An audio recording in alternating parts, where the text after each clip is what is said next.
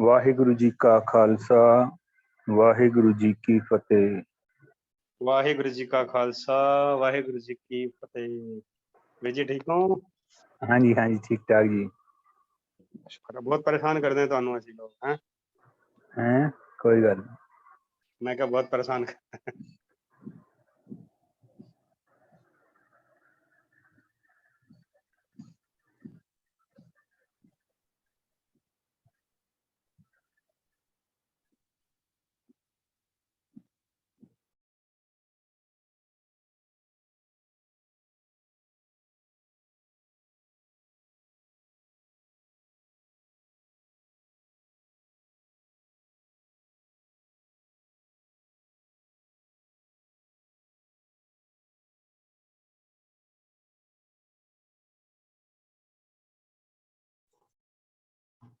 हाँ जी भाई खालसा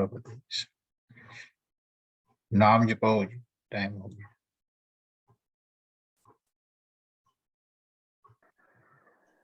हाँ जी सर। एक ओंकार सतनाम करता पुरख निर्भव निर्वैर अकाल मूरत अजूनी सैभं गुर प्रसाद। एक ओंकार सतनाम करता पुरख निर्भव निर्वैर अकाल मूरत अजूनी सैभं गुर प्रसाद।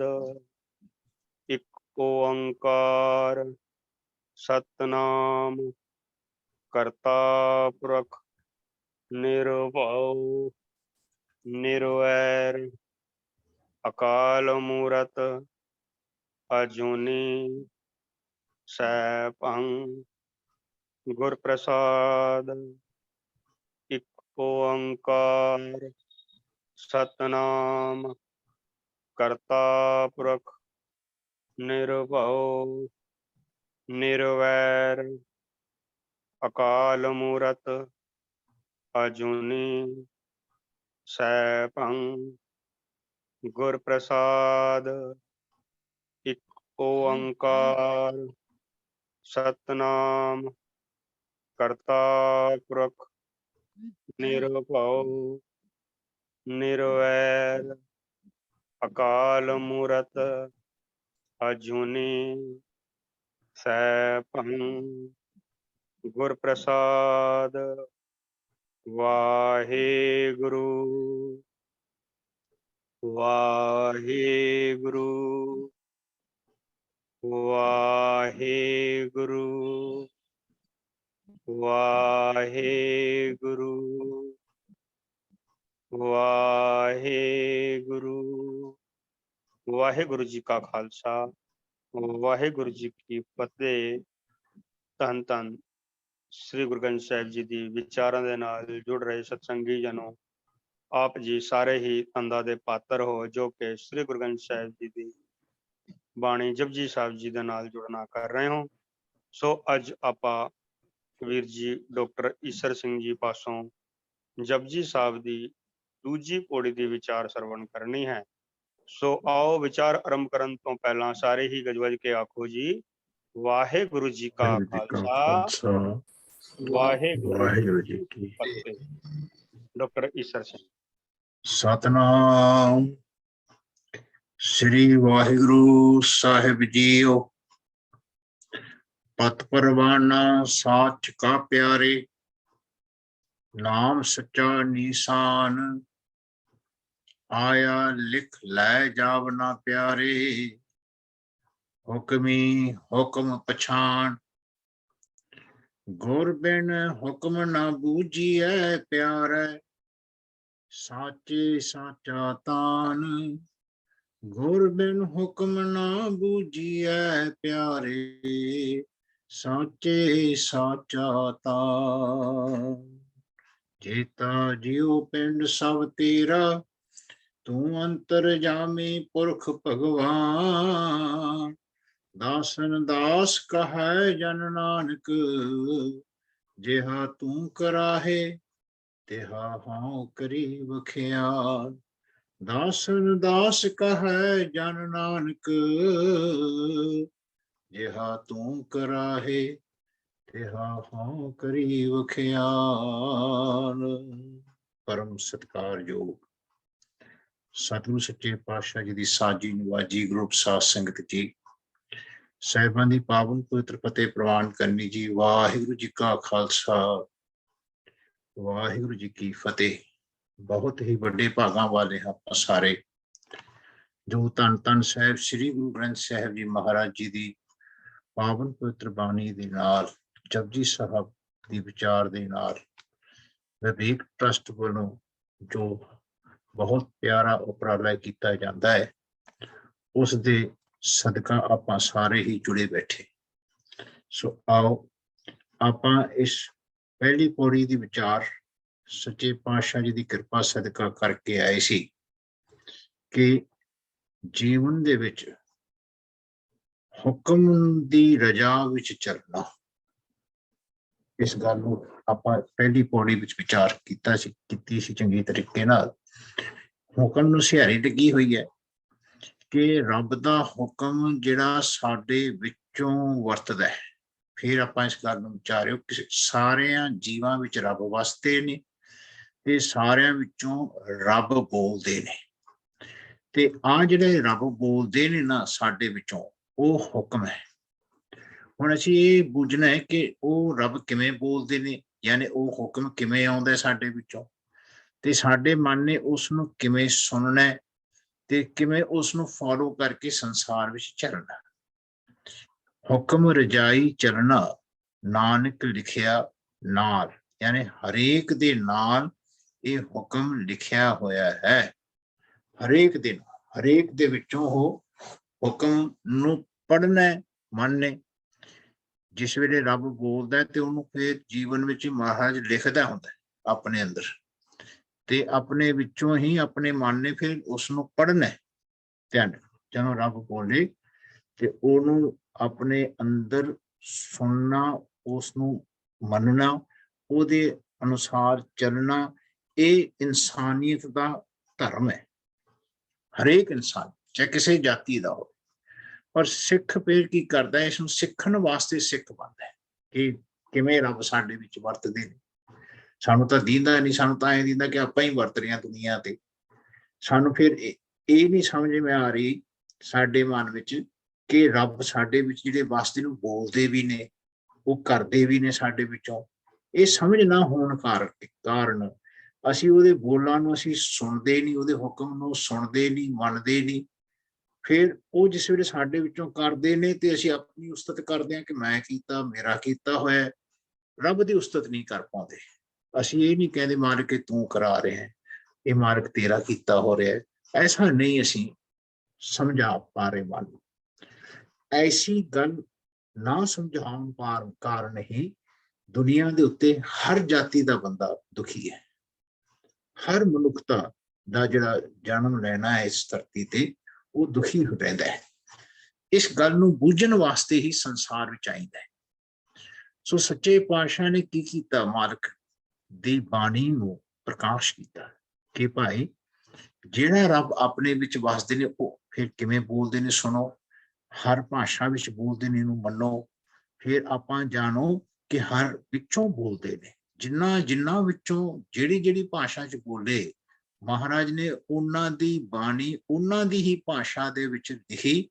स्क्रिप्ट गुरमुखी है, लिपि गुरमुखी है, ताकि दुनिया नूं समझ आवे कि सब है घट राम बोला है, रामा बोला है, राम बिना को बोला है। सारे नूं समझा। सो हुण आपां अगे चल रहे हैं इस पौड़ी तो कि अगे महाराज सानूं की उपदेश दिंदे ने। कहंदे हुक्मी होवन आकार। इत्थे पहला विचार कि रब जिहड़े साडे अंदर वरतदे ने, जो हुक्म दिंदे ने, उस रब नूं असीं हुक्मी कहांगे। जिन्हां ने हुक्म देना है, जिन्हां दे हुक्म दित्तियां अगे संसार ने चलना है। ध्यान रखना। ਸੋ ਜਿਹੜੇ ਰੱਬ ਸਾਡੇ ਅੰਦਰੋਂ ਹੁਕਮ ਦਿੰਦੇ ਨੇ ਅਸੀਂ ਉਹਨਾਂ ਨੂੰ ਹੁਕਮ ਹੀ ਕਹਿਣਾ। ਉਹਦਾ ਅਰਥ ਹੈ ਕਿ ਰੱਬ ਤੋਂ ਹੀ ਇਹ ਸਾਰਾ ਆਕਾਰ ਪੈਦਾ ਹੁੰਦਾ ਹੈ। ਇਹਨੂੰ ਸਮਝਣਾ, ਆ ਜਿਹੜਾ ਆਕਾਰ ਹੈ ਨਾ, ਆਕਾਰ ਜਿਹਨੂੰ ਆਪਾਂ ਕਹਿ ਰਹੇ ਹਾਂ, ਇਹ ਜੋ ਦ੍ਰਿਸ਼ਟਮਾਨ ਜਗਤ ਹੈ, ਜੋ ਦੀਂਦਾ ਹੈ, ਇਹਨੂੰ ਆਕਾਰ ਕਹਿੰਦੇ ਨੇ। ਧਿਆਨ, ਇੱਕ ਹੁੰਦਾ ਹੈ ਨਿਰਾਕਾਰ, ਰੱਬ ਨਿਰਾਕਾਰ ਹੈ, ਤੇ ਇਹ ਜਿਤਨਾ ਜਗ ਹੈ ਇਹ ਆਕਾਰ ਹੈ। ਇਸ ਆਕਾਰ ਨੂੰ ਸਮਝਣਾ ਕਿ ਹੁਕਮੀ ਤੋਂ ਹੀ ਇਹ ਆਕਾਰ ਪੈਦਾ ਹੁੰਦਾ ਹੈ। ਉਹਦਾ ਅਰਥ ਹੈ ਕਿ ਹੁਕਮੀ ਦਾ ਹੀ, ਨਿਰਗੁਣ ਸਰੂਪ ਦਾ ਹੀ ਇਹ ਆਕਾਰ ਸਰਗੁਣ ਸਰੂਪ ਹੈ। ਦ੍ਰਿਸ਼ਟਮਾਨ ਜਗਤ ਜੋ ਹੈ ਇਹ ਰੱਬ ਦਾ ਹੀ ਰੂਪ ਹੈ, ਕਿਉਂਕਿ ਰੱਬ ਹੀ ਇਸ ਆਕਾਰ ਨੂੰ ਬਣਾ ਰਹੇ।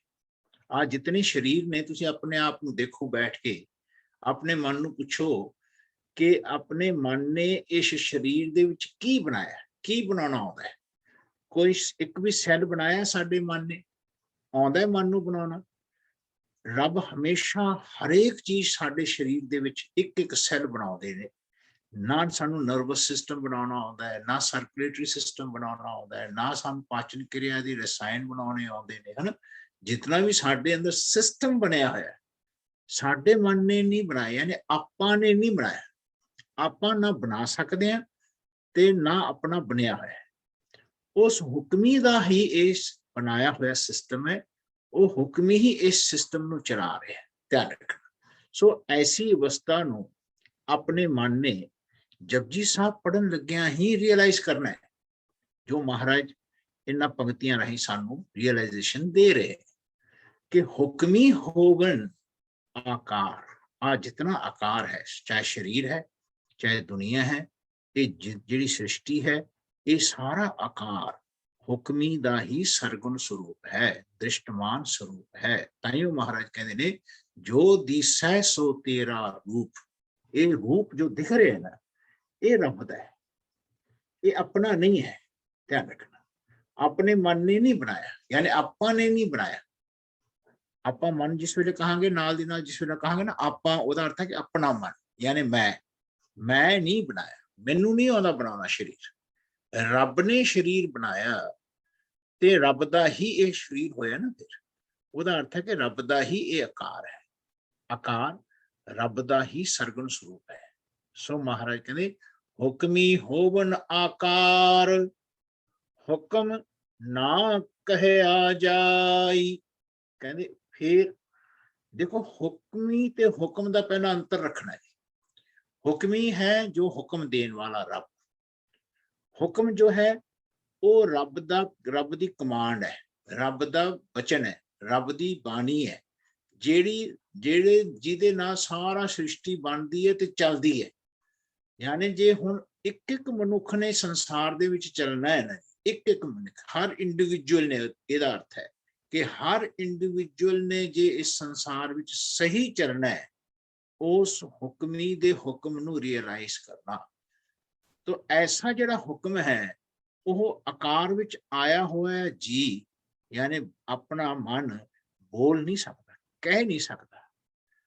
ਹੁਕਮੀ ਦਾ ਜਿਹੜਾ ਹੁਕਮ ਹੈ ਉਹ ਹੁਕਮੀ ਹੀ ਹੁਕਮ ਕਹਾਉਂਦਾ ਹੈ, ਤਾਂ ਬੰਦਾ ਕਹਿੰਦਾ, ਨਹੀਂ ਤਾਂ ਕਹਿ ਨਹੀਂ ਸਕਦਾ। ਕਹਿੰਦੇ ਮਹਾਰਾਜ ਤਾਈਓ ਕਹਿੰਦੇ ਨਾ, ਮੈਂ ਨਹੀਂ ਬੋਲ ਰਿਹਾ ਹੁਕਮ, ਜੋ ਹੁਕਮ ਮੈਨੂੰ ਰੱਬ ਦੇ ਰਿਹਾ ਹੈ, ਜੈਸੇ ਉਹ ਮੈਨੂੰ ਹੁਕਮ ਦੇ ਰਹੇ ਨੇ, ਮੈਂ ਉਸ ਤਰ੍ਹਾਂ ਹੀ ਕਹਿ ਰਿਹਾ ਤੇ ਉਹ ਕਹਾ ਰਿਹਾ। ਕਹਿੰਦੇ ਹਾਂ ਆਪੋ ਬੋਲ ਨਾ ਜਾਣਦਾ, ਮੈਂ ਕਹਿਆ ਸਭ ਹੁਕਮਾਓ ਜੀਓ। ਜਿਵੇਂ ਹੁਕਮ ਆ ਰਿਹਾ ਹੈ, ਮਹਾਰਾਜ ਕਹਿੰਦੇ ਮੈਂ ਉਸ ਤਰ੍ਹਾਂ ਕਹਿ ਰਿਹਾ। ਨਾਨਕ ਸੱਚੇ ਪਾਤਸ਼ਾਹ ਦਾ ਸ਼ਬਦ ਹੈ ਛੰਤਾਂ ਵਿੱਚ, ਕਹਿੰਦੇ ਤਾਂ ਮੈਂ ਕਿਹਾ ਕਹਿਣ ਜਾਂ ਤੁਝੇ ਕਹਾਇਆ। ਮੈਂ ਤਾਂ ਕਹਿ ਰਿਹਾ ਕਿ ਤੂੰ ਕਹਾ ਰਿਹਾ। ਨਾਨਕ ਸੱਚੇ ਪਾਤਸ਼ਾਹ ਦਾ ਇੱਕ ਹੋਰ ਸ਼ਬਦ ਹੈ, ਕਹਿੰਦੇ ਤੂੰ ਸੁਲਤਾਨ ਕਹਾਂ ਹੋ ਮੀਆਂ, ਤੇਰੀ ਕਵਨ ਵਡਾਈ, ਜੋ ਤੂੰ ਦੇਹ ਸੋ ਕਹਾ ਸੁਆਮੀ। ਜੋ ਤੂੰ ਮੈਨੂੰ ਦਿੰਨਾ ਕਹਿਣ ਨੂੰ, ਮੈਂ ਉਹੀ ਕਹਿਣਾ, ਤੇ ਮੈਂ ਮੂਰਖ ਨਹੀਂ ਕੁਝ ਕਹਿ ਸਕਦਾ ਜੇ ਤੂੰ ਨਾ ਕਹੇ। ਕਹਿੰਦੇ ਤੂੰ ਸੁਲਤਾਨ ਕਹਾਂ ਹੋ ਮੀਆਂ, ਤੇਰੀ ਕਵਨ ਵਡਾਈ, ਜੋ ਤੂੰ ਦੇਹ ਸੋ ਕਹਾ ਸੁਆਮੀ। ਮੈਂ ਮੂਰਖ ਕਹਿਣ ਨਾ ਜਾਏ। ਨਾਨਕ ਸੱਚੇ ਪਾਤਸ਼ਾਹ ਦੇ ਬੜੇ ਕਲੀਅਰ ਸ਼ਬਦ ਨੇ। ਹਾਂ, ਗੁਰੂ ਗ੍ਰੰਥ ਸਾਹਿਬ ਜੀ ਦੀ ਜਿਨ੍ਹਾਂ ਦੀ ਬਾਣੀ ਹੈ ਬੜੀ ਕਲੈਰਿਟੀ ਵਿੱਚ ਹੈ। ਸੋ ਇਸ ਹੁਕਮ ਨੂੰ ਕੋਈ ਜੀਵ, ਜਿਹੜਾ ਬੰਦਾ ਸਰੀਰ ਵਿੱਚ ਆਉਂਦਾ ਹੈ, ਉਹ ਕਹਿ ਨਹੀਂ ਸਕਦਾ, ਕਿਉਂਕਿ ਰੱਬ ਜੇ ਨਾ ਕਹੇ ਬੰਦਾ ਨਹੀਂ ਕਹਿ ਸਕਦਾ, ਤੇ ਉਹ ਰੱਬ ਕਹਾਉਂਦੇ ਨੇ ਤਾਂ ਬੰਦਾ ਕਹਿ ਸਕਦਾ, ਨਹੀਂ ਤਾਂ ਬੰਦਾ ਨਹੀਂ ਕਹਿ ਸਕਦਾ। ਕੋਈ ਬੰਦਾ ਉਹਦੇ ਹੁਕਮ ਨੂੰ ਕਹਿ ਨਹੀਂ ਸਕਦਾ ਜਿਹੜਾ ਆਕਾਰ ਵਿੱਚ ਆਇਆ, ਸਰੀਰ ਵਿੱਚ ਆਇਆ। ਧਿਆਨ ਰੱਖਣਾ। ਸੋ ਇਹਨਾਂ ਦੋਨਾਂ ਦਾ, ਸ਼ਬਦਾਂ ਦਾ ਭੇਦ ਰੱਖਣਾ, ਹੁਕਮੀ ਤੇ ਹੁਕਮ ਦਾ। ਨਹੀਂ ਤਾਂ ਸਭ ਟੀਕਾਕਾਰਾਂ ਨੇ ਇਹਨਾਂ ਅਰਥ ਇੱਕੋ ਹੀ ਕਰ ਦਿੱਤਾ ਹੈ। ਧਿਆਨ ਰੱਖਣਾ, ਐਸਾ ਵਿਚਾਰਨਾ, ਕਿਉਂਕਿ ਅਸੀਂ ਹੁਕਮ ਦੀ ਰਜਾ ਵਿੱਚ ਚੱਲਣਾ ਪਿਛਲੀ ਪੌੜੀ 'ਚ ਉਸ ਨੂੰ ਵਿਚਾਰ ਕਰਕੇ ਆਏ ਹਾਂ। ਹੁਣ ਅੱਗੇ ਜਿਹੜੀ ਪੌੜੀ ਹੈ ਤੇ ਸਟੈਪ ਉੱਪਰ ਚੱਲਣਾ ਹੈ। ਆਪਾਂ ਨੇ ਸਮਝਣਾ ਹੈ ਕਿ ਹੁਕਮੀ ਤੋਂ ਹੀ ਇਹ ਆਕਾਰ ਬਣਦਾ ਹੈ। ਇਹ ਸਾਰਾ ਆਕਾਰ ਰੱਬ ਦਾ ਹੀ ਹੈ। ਤਾਂ ਹੀ ਅਸੀਂ ਕਹਿੰਦੇ ਤੋਹੀ ਮੋਹੀ, ਮੋਹੀ ਤੋਹੀ ਅੰਤਰ ਕੈਸਾ, ਕਣਕ ਕਟਕ ਜਲ ਤਰੰਗ ਜੈਸਾ। ਜਿਵੇਂ ਸੋਨੇ ਤੇ ਸੋਨੇ ਦੇ ਜੇਵਰਾਤ, ਜਿਵੇਂ ਪਾਣੀ ਤੇ ਪਾਣੀ ਦੀ ਲਹਿਰ ਉਹਨਾਂ ਤੋਂ ਹੀ ਉੱਠਦੀ ਹੈ ਤੇ ਉਸੇ ਵਿੱਚ ਸਮਾ ਜਾਂਦੀ ਹੈ। ਆਏ ਆਕਾਰ ਰੱਬ ਤੋਂ ਹੀ ਬਣਦਾ ਹੈ ਤੇ ਇਹ ਰੱਬ ਦੇ ਵਿੱਚ ਹੀ ਆਕਾਰ ਸਮਾ ਜਾਂਦਾ ਹੈ। ਪਰ ਜਿਹੜਾ ਜੀ ਹੈ, ਜਿਹਨੇ ਹੁਕਮ ਮੰਨਣਾ ਹੈ, ਧਿਆਨ ਰੱਖਣਾ, ਉਹ ਜੇ ਹੁਕਮ ਮੰਨੇਗਾ ਤੇ ਰੱਬ ਵਿੱਚ ਸਮਾਏਗਾ। ਜੇ ਹੁਕਮ ਨਹੀਂ ਬੂਝੇਗਾ, ਰਿਅਲਾਈਜ਼ ਕਰੇਗਾ, ਉਹ ਭਟਕੇਗਾ, ਵਾਂਡਰ ਕਰੇਗਾ, ਫੇਰ ਸ਼ਰੀਰ ਰੱਬ ਦੇਗਾ ਉਸ। ਐਸਾ ਆਪਾਂ ਕਈ ਵਾਰ ਸ਼ਰੀਰ ਲੈ ਚੁੱਕੇ ਹਾਂ, ਕਈ ਵਾਰ, ਕਈ ਜਨਮ ਪੈ ਕੀਟ ਪਤੰਗਾ, ਕਈ ਜਨਮ ਗਜ ਬੀਨ ਕਰੂੰਗਾ, ਕਈ ਜਨਮ ਪੰਖੀ ਸਰਪ ਹੋਇਓ, ਕਈ ਜਨਮ ਹੈਵਰ ਬਿਖ ਜੋਇਓ, ਮੇਰੇ ਜਗਦੀਸ਼ ਮਿਲਣ ਕੀ ਬਰੀਆ, ਚਿਰੰਕਾਲ ਇਹ ਦੇ ਸੰਜਮ। ਕਈ ਸਮੇਂ ਤੋਂ ਇਸ ਤਰ੍ਹਾਂ ਆਪਾਂ ਸੰਸਾਰ ਦੇ ਵਿੱਚ ਸ਼ਰੀਰ ਲੈਂਦੇ ਆ ਰਹੇ। ਤਾਂ ਹੀ ਉਹ ਮਹਾਰਾਜ ਕਹਿੰਦੇ ਨੇ ਬਹੁਤ ਜਨਮ ਵਿਛੜੇ ਥੇ ਮਾਧੋ, ਇਹ ਜਨਮ ਤੁਮਾਰੇ ਲੇਖੇ। ਸੋ ਇੱਥੇ ਜਿਸਟ ਇਸ ਗੱਲ ਦੇ ਉੱਤੇ ਟਿਕਿਆ ਹੈ ਕਿ ਉਹਦਾ, ਰੱਬ ਦਾ ਹੁਕਮ ਕੋਈ ਬੰਦਾ ਨਹੀਂ ਕਹਿ ਸਕਦਾ ਜਦੋਂ ਤੱਕ ਰੱਬ ਨਾ ਕਹਾਏ। ਰੱਬ ਹੀ ਜੇ ਹੁਕਮ ਦਿੰਦਾ ਹੈ ਤੇ ਉਸ ਦੀ ਪਾਲਣਾ ਬੰਦੇ ਨੇ ਕਰਨੀ ਹੈ। ਇਸ ਹੁਕਮ ਨੂੰ ਜੇ ਨਹੀਂ ਬੁੱਝੇਗਾ ਬੰਦਾ ਤੇ ਕੁਰਾਹੇ ਪੈ ਜਾਏਗਾ। ਜਿਤਨੇ ਗਲਤ ਕੰਮ ਹੋ ਰਹੇ ਨੇ ਦੁਨੀਆ ਦੇ ਉੱਤੇ, ਉਹ ਹੁਕਮ ਨੂੰ ਰੱਬ ਦੇ ਬੁੱਝਣ ਨਾ ਕਾਰਨ ਹੋ ਰਹੇ। ਧਿਆਨ ਰੱਖਣਾ, ਹਰੇਕ ਬੰਦੇ ਵਿੱਚੋਂ ਰੱਬ ਬੋਲਦੇ ਨੇ, ਬੰਦਾ ਸੁਣਦਾ ਹੀ ਨਹੀਂ, ਉਹਨੂੰ ਪਤਾ ਹੀ ਨਹੀਂ ਕਿ ਰੱਬ ਬੋਲ ਰਹੇ ਨੇ, ਉਹ ਤਾਂ ਕਹਿੰਦਾ ਮੈਂ ਬੋਲਦਾ। ਇਹ ਜਿਹੜਾ ਕਨਫਿਊਜ਼ਨ ਹੈ ਕਿ ਰੱਬ ਬੋਲਦਾ ਤੇ ਬੰਦਾ ਕਹਿੰਦਾ ਮੈਂ ਬੋਲਦਾ, ਰੱਬ ਕਰਾਉਂਦਾ ਤੇ ਬੰਦਾ ਕਹਿੰਦਾ ਮੈਂ ਕਰਦਾ, ਇਹ ਕਨਫਿਊਜ਼ਨ ਕਲੀਅਰ ਹੋਣਾ ਚਾਹੀਦਾ ਹੈ। ਬੰਦੇ ਦੇ ਵਿੱਚ ਕਲੈਰਿਟੀ ਆਉਣੀ ਚਾਹੀਦੀ। ਸੋ ਇਸ ਕਲੈਰਿਟੀ ਨੂੰ ਬੜੇ ਸਟੈਪ ਵਾਈਜ਼ ਮਹਾਰਾਜ ਬਾਣੀ ਰਾਹੀਂ ਦੇ ਰਹੇ। ਸੋ ਮਹਾਰਾਜ ਕਹਿੰਦੇ ਨੇ ਹੁਕਮੀ ਹੋਵਨ ਆਕਾਰ, ਹੁਕਮ ਨਾ ਕਹਿਆ ਜਾਈ, ਹੁਕਮੀ ਹੋਵਨ ਜੀ, ਹੁਕਮ ਮਿਲੈ ਵਡਿਆਈ। ਕਹਿੰਦੇ ਆ ਜਿਤਨੇ ਜੀ ਪੈਦਾ ਹੁੰਦੇ ਨੇ, ਧਿਆਨ, ਜਿਹੜੇ ਜਿਉਂਦੇ ਨੇ, ਹਨਾ, ਜਿਹੜਾ ਬੰਦਾ ਕਹਿੰਦਾ ਮੈਂ ਹੁਣ ਜਿਉਂਦਾ ਜੀ, ਜੋ ਵੀ ਜੀ ਰਿਹਾ ਹੈ, ਜਿਹਨੂੰ ਆਪਾਂ ਜੀ ਕਹਿ, ਇਹ ਜਿਹੜੇ ਜੀ ਹੈਗੇ ਨੇ ਸੰਸਾਰ ਦੇ ਵਿੱਚ, ਜੋ ਜਿਉ ਰਹੇ ਨੇ ਸਰੀਰ ਦੇ ਵਿੱਚ, ਇਹ ਸਰੀਰ ਰੱਬ ਦਾ, ਰੱਬ ਬਣਾ ਰਿਹਾ ਤਾਂ ਕਿ ਜੀ ਇਹਦੇ ਵਿੱਚ ਰਹਿ ਸਕੇ, ਆਪਾਂ ਇਸ ਸਰੀਰ ਦੇ ਵਿੱਚ ਰਹਿ ਸਕੇ। ਆਪਾਂ ਨੂੰ ਜੀ ਕਹਿੰਦੇ ਨੇ, ਜਿਹੜੇ ਆਪਾਂ ਜਿਉਂਦੇ ਆ। ਧਿਆਨ ਰੱਖਣਾ, ਆਪਣਾ ਜਿਹੜਾ ਜੀਵਨ ਵਿੱਚ ਜਨਮ ਮਰਨ ਹੋਣਾ ਹੈ, ਇਹ ਜੀਵਨ ਦੀ ਅਵਸਥਾ ਇਸ ਸਰੀਰ ਦੇ ਵਿੱਚ ਆਉਂਦਿਆਂ ਇਹਦਾ ਜਨਮ ਤੇ ਮਰਨ ਖਤਮ ਹੋਣਾ ਚਾਹੀਦਾ। ਧਿਆਨ ਰੱਖਣਾ, ਜਨਮ ਮਰਨ ਦੋਹੂ ਮੈਂ ਨਹੀਂ, ਜਨ ਪਰਉਪਕਾਰੀ ਆਏ। ਜਿਹੜੇ ਪਰਉਪਕਾਰੀ ਹੁੰਦੇ ਨੇ, ਜਿਹੜੇ ਜੀਵਨ ਵਿੱਚ ਆਪਣਾ ਹੀ ਉਪਕਾਰ ਨਹੀਂ ਕਰਦੇ, ਉਹ ਦੂਜੇ ਦਾ ਵੀ ਉਪਕਾਰ ਕਰਦੇ। ਧਿਆਨ ਰੱਖਣਾ, ਪਰਉਪਕਾਰੀ ਜਿਹੜੇ ਹੁੰਦੇ, ਕਹਿੰਦੇ ਜਿਹੜੇ ਜੀਵਨ ਦੇ ਵਿੱਚ ਰੱਬ ਜਦੋਂ ਕਰਾਉਂਦਾ ਤੇ ਉਸ ਤਰ੍ਹਾਂ ਕਰਦਾ ਕਿਉਂਕਿ ਰੱਬ ਹੀ ਪਰਉਪਕਾਰੀ ਹੁੰਦਾ ਹੈ, ਤੇ ਬੰਦਾ ਉਹਦੇ ਰੱਬ ਦੇ ਨਾਲ ਰਲਦਾ ਹੈ। ਆਪਣੇ ਆਪ ਨੂੰ ਜੇ ਨਹੀਂ ਜਨਾਉਂਦਾ ਤਾਂ ਫਿਰ ਉਹ ਪਰਉਪਕਾਰੀ ਹੁੰਦਾ ਹੈ, ਨਹੀਂ ਤਾਂ ਬੰਦਾ ਆਪਣਾ ਹੀ ਸਵਾਰਥੀ ਹੁੰਦਾ ਹੈ, ਆਪਣਾ ਹੀ ਸਵਾਰਥੀ, ਆਪਣਾ ਹੀ ਢਿੱਡ ਭਰਦਾ ਹੈ, ਆਪਣਾ ਹੀ ਘਰ ਬਣਾਉਂਦਾ ਹੈ, ਆਪਣਿਆਂ ਨੂੰ ਨਹੀਂ ਦੇਖਦਾ, ਦੂਜੀ ਜਮਾਤ ਨੂੰ ਨਹੀਂ ਦੇਖਦਾ। ਇਹ ਜਿਹੜਾ ਸਭ ਨਾਲ ਸਭ ਨੂੰ ਦੇਖਣਾ, ਐਸੀ ਕਿਰਿਆ ਸਭ ਕੋ ਮੀਤ ਹਮ ਆਪਨ ਕੀਨਾ, ਹਮ ਸਭਨਾ ਕੇ ਸਾਜਨ, ਇਹ ਸਿੱਖਣ ਨੂੰ ਪ੍ਰਾਪਤ ਹੋਈ ਹੈ। ਜਿਹੜਾ ਸਿੱਖ ਹੀ ਕਮਾਉਂਦਾ ਹੈ, ਯਾਨੀ ਜਿਹੜੀ ਗੱਲ ਗੁਰੂ ਤੋਂ ਸਿੱਖਦਾ ਹੈ, ਉਹਨੂੰ ਕਹਿੰਦੇ ਅੱਜ ਮੈਂ ਇਹ ਗੱਲ ਸਿੱਖੀ, ਉਸ ਸਿੱਖੀ ਹੋਈ ਗੱਲ ਨੂੰ ਸਿੱਖ ਕਮਾਉਂਦਾ ਹੈ। ਧਿਆਨ। ਸੋ ਹੁਣ ਆਪਾਂ ਇਸ ਗੱਲ ਨੂੰ ਸਿੱਖਣਾ ਹੈ ਕਿ ਜਿਤਨੇ ਜੀ ਨੇ, ਧਿਆਨ ਰੱਖਣਾ, ਇਹ ਹੁਕਮੀ ਤੋਂ ਹੀ ਪੈਦਾ ਹੁੰਦੇ ਨੇ, ਰੱਬ ਹੀ ਪੈਦਾ ਕਰਦਾ ਹੈ। ਜਿਹੜਾ ਹੁਕਮ ਦੇਣ ਵਾਲਾ ਨਾ ਹੁਕਮੀ, ਉਹ ਹੀ ਜੀਆਂ ਨੂੰ ਬਣਾਉਂਦਾ, ਜੀਆਂ ਨੂੰ ਪੈਦਾ ਕਰਦਾ, ਕੋਈ ਦੂਜਾ ਪੈਦਾ ਨਹੀਂ ਕਰਦਾ। ਧਿਆਨ ਰੱਖੋ। ਸੋ ਹੁਕਮੀ ਹੋਵਨ ਜੀ। ਹੁਣ ਮਹਾਰਾਜ ਅੱਗੇ ਕਹਿਣਗੇ ਹੁਕਮ ਮਿਲੈ ਵਡਿਆਈ। ਜੇ ਵਡਿਆਈ ਕਿਸੇ ਨੂੰ ਵੀ ਮਿਲੇਗੀ ਨਾ, ਉਹ ਤਾਂ ਮਿਲੇਗੀ ਜੇ ਇਸ ਹੁਕਮ ਨੂੰ ਜਿਹੜਾ ਅੰਦਰੋਂ ਆ ਰਿਹਾ ਹੈ ਉਹਨੂੰ ਜੀਵਨ ਵਿੱਚ ਫੋਲੋ ਕਰੇਗਾ, ਤਾਂ ਇਸ ਨੂੰ ਵਡਿਆਈ ਮਿਲਣੀ ਹੈ, ਨਹੀਂ ਤਾਂ ਇਹਨੂੰ ਵਡਿਆਈ ਨਹੀਂ ਮਿਲਦੀ। ਚਾਹੇ ਕਿਸੇ ਜਾਤੀ ਦਾ ਬੰਦਾ ਹੋਵੇ, ਚਾਹੇ ਕਿਸੇ ਦੇਸ਼ ਕਾਲ ਵਿੱਚ ਵੀ ਲੰਘ ਰਿਹਾ ਹੋਵੇ, ਟਾਈਮ ਐਂਡ ਸਪੇਸ ਮੈਟਰ ਨਹੀਂ ਕਰਦਾ, ਚਾਹੇ ਕਿੰਨੀ ਵੀ ਉਹਦੀ ਉਮਰ ਹੋਵੇ, ਛੋਟੀ ਹੋਵੇ ਚਾਹੇ ਬੁੱਢਾ ਹੋਵੇ, ਜਵਾਨ ਹੋਵੇ, ਕੋਈ ਮੈਟਰ ਨਹੀਂ ਕਰਦਾ। ਜਦੋਂ ਉਸ ਹੁਕਮ ਨੂੰ ਅੰਦਰੋਂ ਰੀਅਲਾਈਜ਼ ਕਰਨ ਲੱਗ ਜਾਂਦਾ ਹੈ, ਉਹਦੇ ਨਾਲ ਹੀ ਉਹਨੂੰ ਜੀਵਨ 'ਚ ਵਡਿਆਈ ਮਿਲਣੀ ਹੈ। ਜੇ ਉਸ ਹੁਕਮ ਨੂੰ ਨਹੀਂ ਬੂਝੇਗਾ, ਉਹਦੇ ਅਨੁਸਾਰ ਨਹੀਂ ਚੱਲੇਗਾ ਹੁਕਮ ਦੇ, ਉਹਨੂੰ ਜੀਵਨ 'ਚ ਵਡਿਆਈ ਨਹੀਂ ਮਿਲੇਗੀ, ਠੋਕਰਾਂ ਮਿਲਣਗੀਆਂ। ਉਹ ਬੰਦਾ ਠੋਕਰਾਂ ਖਾਂਦਾ ਹੋਏ। ਸੋ ਇੱਥੇ ਉਹੀ ਹੁਕਮ ਦੀ ਸਿਹਾਰੀ ਲੱਗੀ ਹੋਈ ਹੈ। ਧਿਆਨ ਰੱਖਣਾ, ਜਿਹੜਾ ਆਪਾਂ ਪਹਿਲੀ ਪੌੜੀ ਦੇ ਅਖੀਰਲੀ ਲਾਈਨ 'ਚ ਪੜ੍ਹੀ ਗੱਲ ਸੀ ਨਾ, ਜਿਹੜੀ ਆਪਾਂ ਨੇ ਵਿਚਾਰੀ ਸੀ, ਉੱਥੇ ਵੀ ਇਹੀ ਗੱਲ ਲਿਖੀ ਹੋਈ ਸੀ। ਮਹਾਰਾਜ ਕਹਿੰਦੇ ਭਾਈ ਹੁਕਮ ਰਜਾਈ ਚੱਲਣਾ। ਉਹ ਸ਼ਬਦ ਨੂੰ ਫੇਰ ਦੇਖ ਲਿਓ। ਮਹਾਰਾਜ ਕਹਿੰਦੇ ਭਾਈ ਹੁਕਮ ਦੇ ਸਿਹਾਰੀ ਲੱਗੀ ਹੈ ਨਾ ਇੱਥੇ, ਹੁਕਮ ਰਜਾਈ ਚੱਲਣਾ। ਨਾਨਕ ਲਿਖਿਆ ਨਾਲ, ਹਰੇਕ ਦੇ ਨਾਲ ਐਸਾ ਹੁਕਮ ਜੀਵਨ ਵਿੱਚ ਵਰਤ ਰਿਹਾ ਹੈ। ਉਹਦੀ ਰਜਾ ਵਿੱਚ ਇਸ ਜੀ ਨੇ, ਜਿਹੜਾ ਇਸ ਆਕਾਰ ਵਿੱਚ ਸਰੀਰ ਵਿੱਚ ਬੈਠਾ ਹੈ, ਤੇ ਇਸ ਸਰੀਰ ਨੂੰ ਛੱਡਣ ਤੋਂ ਪਹਿਲਾਂ ਧਿਆਨ ਰੱਖਣਾ, ਇਸ ਜੀ ਨੇ ਉਸ ਰੱਬ ਦੇ ਵਿੱਚ ਸਮਾਉਣਾ ਹੈ। ਨਹੀਂ ਤਾਂ ਬੰਦਾ ਫੇਲ ਹੈ, ਫੇਰ ਜਨਮ ਲਊਗਾ, ਫੇਰ ਰੱਬ ਨੇ ਸਰੀਰ ਦੇਣਾ ਹੈ। ਧਿਆਨ ਰੱਖਣਾ, ਜੀਵਨ ਵਿੱਚ ਫੇਰ ਵੀ ਇਸ ਬੰਦੇ ਨੂੰ ਇਹ ਗੱਲ ਨਹੀਂ ਸਮਝ ਆਉਂਦੀ। ਕਈ ਵਾਰ ਸਰੀਰ ਲੈਣ ਤੋਂ ਬਾਅਦ ਵੀ ਮਹਾਰਾਜ ਕਹਿੰਦੇ ਬਹੁਤ ਜਨਮ ਵਿਛੜੇ ਥੇ ਮਾਧੋ, ਇਹ ਜਨਮ ਤੁਮਾਰੇ ਲੇਖੇ। ਕਈ ਜਨਮਾਂ ਦੇ ਆਪਾਂ ਸਰੀਰ ਵਿੱਚ ਆ ਰਹੇ ਹਾਂ ਤੇ ਰੱਬ ਸਰੀਰ ਦੇ ਰਿਹਾ, ਤੇ ਆਪਾਂ ਫਿਰ ਆਪਣੀ ਮੌਜ ਮਸਤੀ ਰੱਬ ਨੂੰ ਭੁਲਾ ਕੇ ਕਰਨ ਦੀ ਕੋਸ਼ਿਸ਼ ਕਰਦੇ ਹਾਂ ਤੇ ਦੁਖੀ ਹੋ ਕੇ ਮਰ ਜਾਂਦੇ ਆ, ਹਨਾ। ਫਿਰ ਸਰੀਰ ਰੋਗੀ ਹੁੰਦਾ ਤੇ ਫਿਰ ਆਪਣਾ ਹੀ ਮਨ ਕਹਿੰਦਾ ਮਹਾਰਾਜ ਹੁਣ ਚੱਕ ਲਿਆ, ਹੁਣ ਨਹੀਂ ਰਿਹਾ ਜਾਂਦਾ, ਸਰੀਰ ਗਲ ਗਿਆ, ਸਰੀਰ ਰੋਗੀ ਹੋ ਗਿਆ। ਧਿਆਨ ਰੱਖ, ਇਹ ਸਾਰਾ ਜੀਵਨ ਦਾ ਚੱਕਰ ਕਈ ਜਨਮਾਂ ਤੋਂ ਚੱਲ ਰਿਹਾ। ਸੋ ਇਸ ਗੱਲ ਨੂੰ ਮਹਾਰਾਜ ਸਮਝਾਉਣ ਦਾ ਪ੍ਰਯਤਨ ਕਰ ਰਹੇ ਨੇ। ਕਹਿੰਦੇ ਭਾਈ ਉਹ ਜਿਹੜਾ ਰੱਬ ਸਾਡੇ ਵਿੱਚ ਵਸਦਾ ਹੈ, ਜੀ ਤੋਂ ਇਹ ਜੀ ਪੈਦਾ ਹੁੰਦਾ ਹੈ। ਹੁਕਮੀ ਹੋਵਨ ਜੀ, ਹੁਕਮ ਮਿਲੈ ਵਡਿਆਈ। ਜਿਹੜੀ ਵਡਿਆਈ ਮਿਲਣੀ ਹੈ, ਇਸ ਹੁਕਮ ਨੂੰ ਕਮਾਇਆ ਹੀ ਮਿਲਣੀ ਹੈ, ਕੋਈ ਦੂਜਾ ਰਸਤਾ ਨਹੀਂ ਹੈ, ਨਹੀਂ ਹੈ। ਹੁਣ ਦੇਖੋ ਹੁਕਮੀ ਤੇ ਹੁਕਮ ਦਾ ਕਿਤਨਾ ਸੁੰਦਰ ਮਹਾਰਾਜ ਨੇ ਸੰਬੰਧ ਸਮਝਾਇਆ ਸਨ।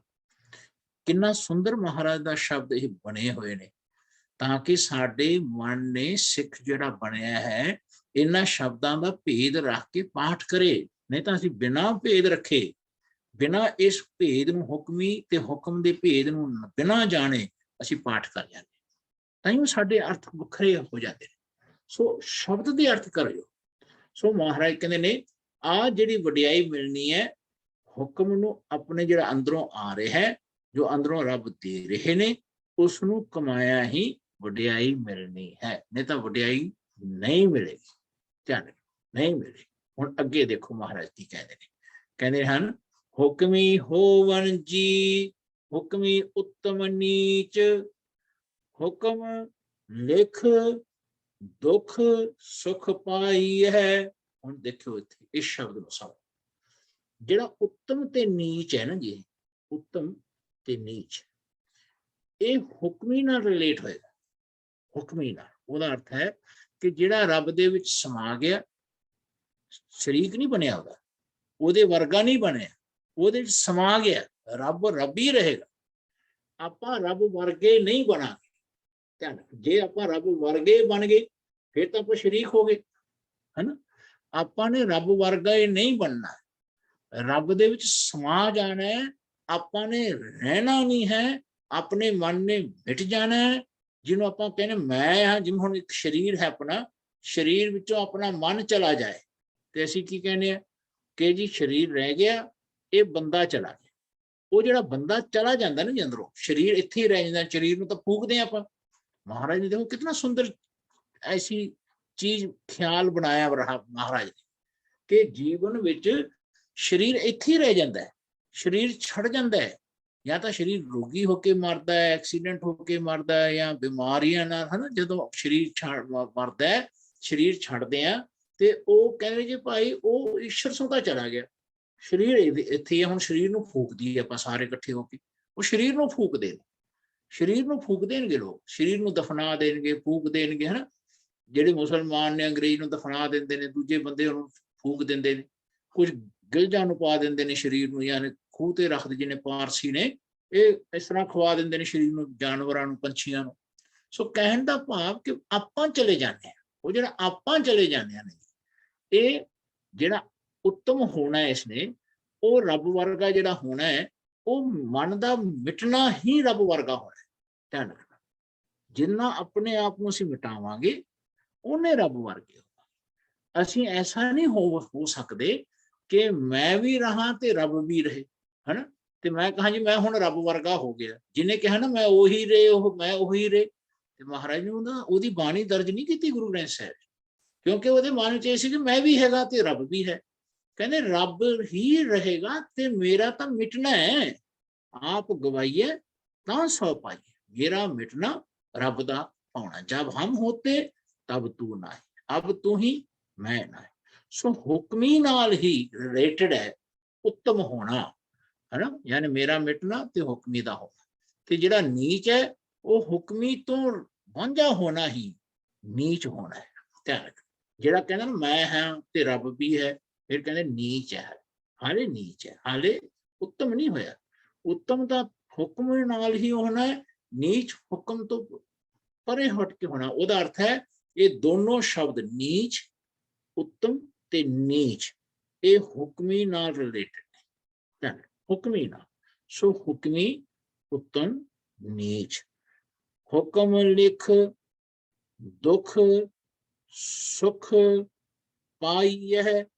ਆ ਜਿਹੜਾ ਦੁੱਖ ਤੇ ਸੁੱਖ ਹੈ ਨਾ ਜੀ, ਇਹ ਹੁਕਮ ਨੂੰ ਆਪਣੇ ਅੰਦਰ ਲਿਖਿਆ ਹੀ, ਧਿਆਨ ਰੱਖਣਾ, ਇਹ ਦੁੱਖ ਤੇ ਸੁੱਖ ਰਿਲੇਟਡ ਨੇ।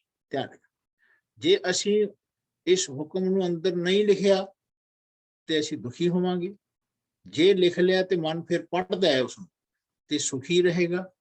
ਨਹੀਂ ਤਾਂ ਜੀਵਨ ਦੇ ਵਿੱਚ ਇਹ ਦੁੱਖ ਸੁੱਖ ਦੀ ਕਨਸੈਪਟ ਨੂੰ ਸਮਝਿਆ ਨਹੀਂ ਬੰਦੇ। ਧਿਆਨ ਰੱਖੋ। ਸੋ ਮਹਾਰਾਜ ਕਹਿੰਦੇ ਜੀਵਨ ਦੇ ਵਿੱਚ ਹੁਕਮ ਨੂੰ ਆਪਣੇ ਅੰਦਰ ਜਿਹੜਾ ਆਉਂਦਾ ਹੈ ਨਾ ਜੀ, ਉਹਨੂੰ ਲਿਖਣਾ। ਹੁਣ ਲਿਖਣ ਵਾਲੀ ਗੱਲ ਨੂੰ ਸਮਝਣਾ, ਲਿਖਣ ਨੂੰ ਸਿਹਾਰੀ ਲੱਗੀ ਹੋਈ ਹੈ। ਆ ਜਿਹੜੀ ਸਿਹਾਰੀ ਲੱਗੀ ਹੋਈ ਹੈ ਕਿ ਜਿਸ ਵੇਲੇ ਰੱਬ ਆਪਣੇ ਅੰਦਰੋਂ ਬੋਲਦੇ ਨੇ, ਅਸੀਂ ਕਹਿੰਦੇ ਹੁਕਮ ਅੰਦਰੋਂ ਆਉਂਦਾ ਹੈ, ਉੱਥੇ ਸਿਹਾਰੀ ਲਾ ਕੇ ਹੁਕਮ ਨੂੰ ਬੋਲ ਰਹੇ ਹਾਂ। ਤੇ ਜਿਸ ਵੇਲੇ ਰੱਬ ਦਾ ਹੁਕਮ ਆਪਣੇ ਅੰਦਰੋਂ ਆ ਰਿਹਾ ਹੋਵੇ ਤੇ ਸਾਡਾ ਮਨ ਆਪਣੇ ਅੰਦਰ ਲਿਖ ਲੇ ਉਸ ਹੁਕਮ ਨੂੰ। ਆਪਾਂ ਲਿਖਦੇ ਕਦੋਂ ਆ? ਜਾਂ ਸਾਡੇ ਮਨ ਨੂੰ ਸਮਝ ਆਵੇ ਤੇ ਫਿਰ ਬੰਦੇ ਨੂੰ ਲਿਖਣ ਦੀ ਲੋੜ ਨਹੀਂ ਪੈਂਦੀ। ਜੇ ਬੰਦੇ ਨੂੰ ਜੇ ਸਮਝ ਆ ਗਈ ਗੱਲ, ਸਮਝੋ ਉਹਨੇ ਆਪਣੇ ਮਨ ਤੇ ਲਿਖ ਲਈ, ਹਨਾ, ਫਿਰ ਉਹਨੂੰ ਕਾਗਜ਼ ਤੇ ਲਿਖਣ ਦੀ ਲੋੜ ਨਹੀਂ ਪੈਂਦੀ। ਜੀਵਨ ਦੇ ਵਿੱਚ ਆਏ ਜਿਸ ਵੇਲੇ ਹੁਕਮ ਆਵੇ, ਸਾਡੇ ਮਨ ਨੇ ਉਸ ਨੂੰ ਲਿਖ ਲੈਣਾ, ਅੰਦਰ ਲਿਖਿਆ ਜਾਵੇ। ਸਾਡਾ ਮਨ ਜਦੋਂ ਵੀ ਭੁੱਲਣ ਦੀ ਉਹਨੂੰ ਹੋਵੇ ਕਿ ਮੈਂ ਭੁੱਲ ਜਾਣਾ, ਕਿਉਂਕਿ ਮਨ ਆਪਣਾ ਭੁੱਲ ਜਾਂਦਾ, ਭੁੱਲਣ ਅੰਦਰ ਸਭ ਕੋ ਆ, ਭੁੱਲ ਗੁਰੂ ਕਰਤਾ, ਆਪਾਂ ਤੋਂ ਹੀ ਭੁੱਲ ਹੋਣੀ ਹੈ। ਧਿਆਨ ਰੱਖਣਾ, ਜੀਵਨ ਦੇ ਵਿੱਚ ਜਦੋਂ ਭੁੱਲੀਏ ਤੇ ਸਾਡਾ ਮਨ ਉਸ ਨੂੰ ਲਿਖੀ ਹੋਈ ਗੱਲ ਨੂੰ ਪੜ੍ਹ ਲੇ ਕਿ ਹਾਂ ਮੇਰੇ ਗੁਰੂ ਰੱਬ ਨੇ ਆਏ ਕਿਹਾ, ਆਏ ਮੈਨੂੰ ਕਹਿੰਦੇ ਨੇ, ਮੈਂ ਉਸ ਤਰ੍ਹਾਂ ਚੱਲਣਾ ਹੈ। ਧਿਆਨ ਰੱਖਣਾ, ਇਹ ਜੇ ਨਹੀਂ ਲਿਖੇਗਾ ਆਪਣੇ ਅੰਦਰ, ਹੁਣ ਦੁੱਖ ਤੇ ਸੁੱਖ ਇਸ ਲਿਖਣ ਤੇ ਨਾ ਲਿਖਣ ਦੇ ਨਾਲ, ਨਾ ਲਿਖਿਆ ਤੇ ਦੁੱਖ ਪਾਏਗਾ, ਜੇ ਲਿਖ ਲਿਆ ਤੇ ਸੁੱਖ ਪਾਏਗਾ। ਧਿਆਨ ਰੱਖਣਾ, ਫਿਰ ਉਹਨੂੰ ਪੜ੍ਹ ਲੇਗਾ, ਉਸ ਅਨੁਸਾਰ ਚੱਲੇਗਾ। ਫਿਰ ਜੀਵਨ ਦੇ ਵਿੱਚ ਇਹ ਦੋਨੋਂ ਦੁੱਖ ਤੇ ਸੁੱਖ ਹੁਕਮ ਨੂੰ ਆਪਣੇ ਹਿਰਦੇ ਤੇ ਲਿਖਣ ਦੇ ਨਾਲ ਰਿਲੇਟਡ ਨੇ। ਧਿਆਨ ਰੱਖਣਾ, ਉੱਤਮ ਤੇ ਨੀਚ ਰੱਬ ਦੇ ਨਾਲ ਰਿਲੇਟਡ ਨੇ, ਹਨਾ। ਜਾਂ ਤਾਂ ਰੱਬ ਵਰਗੇ ਹੋਵਾਂਗੇ ਤਾਂ ਉੱਤਮ ਹੋਵਾਂਗੇ, ਜੇ ਨੀਚ ਹੋਵਾਂਗੇ, ਜੇ ਰੱਬ ਵਰਗੇ ਨਹੀਂ ਹੋ ਪਾਏ। ਜਿਹੜਾ ਬੰਦਾ ਸ਼ਰੀਕ ਬਣਨ ਦੀ ਕੋਸ਼ਿਸ਼ ਕਰਦਾ ਹੈ ਉਹ ਹਾਲੇ ਨੀਵਾਂ ਹੈ, ਨੀਚ ਹੈ, ਨੀਚ ਹੈ। ਜਿਹੜਾ ਆਪਣੇ ਆਪ ਨੂੰ ਜਨਾਉਣ ਦੀ ਕੋਸ਼ਿਸ਼ ਕਰਦਾ ਹੈ ਉਹ ਤਾਂ ਫਿਰ ਧ੍ਰਿਗੀ ਹੈ। ਧਿਆਨ ਰੱਖਣਾ, ਧ੍ਰਿਗ ਯਾਨੀ ਉਹ ਜੀਵਨ ਦੇ ਵਿੱਚ ਉਹਨੂੰ ਹਾਲੇ ਸਮਝ ਹੀ ਨਹੀਂ ਆਈ। ਸੋ ਖਿਆਲ ਕਰਿਓ, ਆ ਜਿਹੜਾ ਹੁਕਮ ਰੱਬ ਦਾ ਆਪਣੇ ਅੰਦਰ ਵਰਤਦਾ ਹੈ, ਇਹਨੂੰ ਲਿਖਿਆ ਜਾਣਾ ਚਾਹੀਦਾ, ਆਪਣੇ ਮਨ ਦੇ ਹਿਰਦੇ 'ਚ ਲਿਖ ਲੈ ਆਪਣਾ ਮਨ। ਫਿਰ ਇਹਦੇ ਨਾਲ ਜੇ ਨਹੀਂ ਲਿਖੇਗਾ ਤੇ ਦੁੱਖ ਪਾਏਗਾ, ਜੇ ਲਿਖਿਆ ਹੋਵੇਗਾ ਤੇ ਸੁੱਖ ਪਾਏਗਾ। ਨਹੀਂ ਤਾਂ ਜੀਵਨ ਦੇ ਵਿੱਚ ਇਹ ਦੁੱਖ ਤੇ ਸੁੱਖ ਦਾ ਕਨਸੈਪਟ ਨਹੀਂ ਸਮਝ ਆਇਆ। ਇਸ ਧਿਆਨ ਰੱਖਣਾ।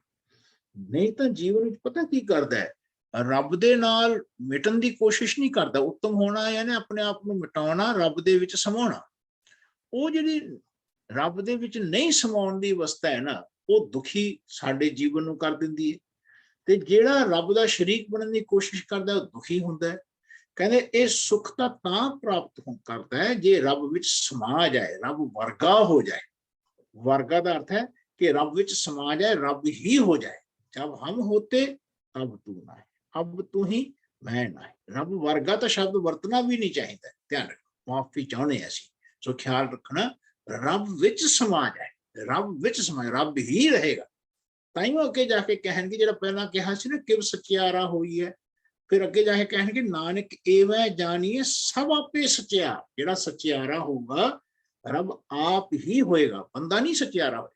ਬੰਦਾ ਤਾਂ ਮਿਟ ਗਿਆ, ਬੰਦਾ ਦਾ ਮਿਟਣਾ ਰੱਬ ਵਰਗਾ ਹੋ, ਰੱਬ ਵਿੱਚ ਸਮਾਉਣਾ ਹੈ।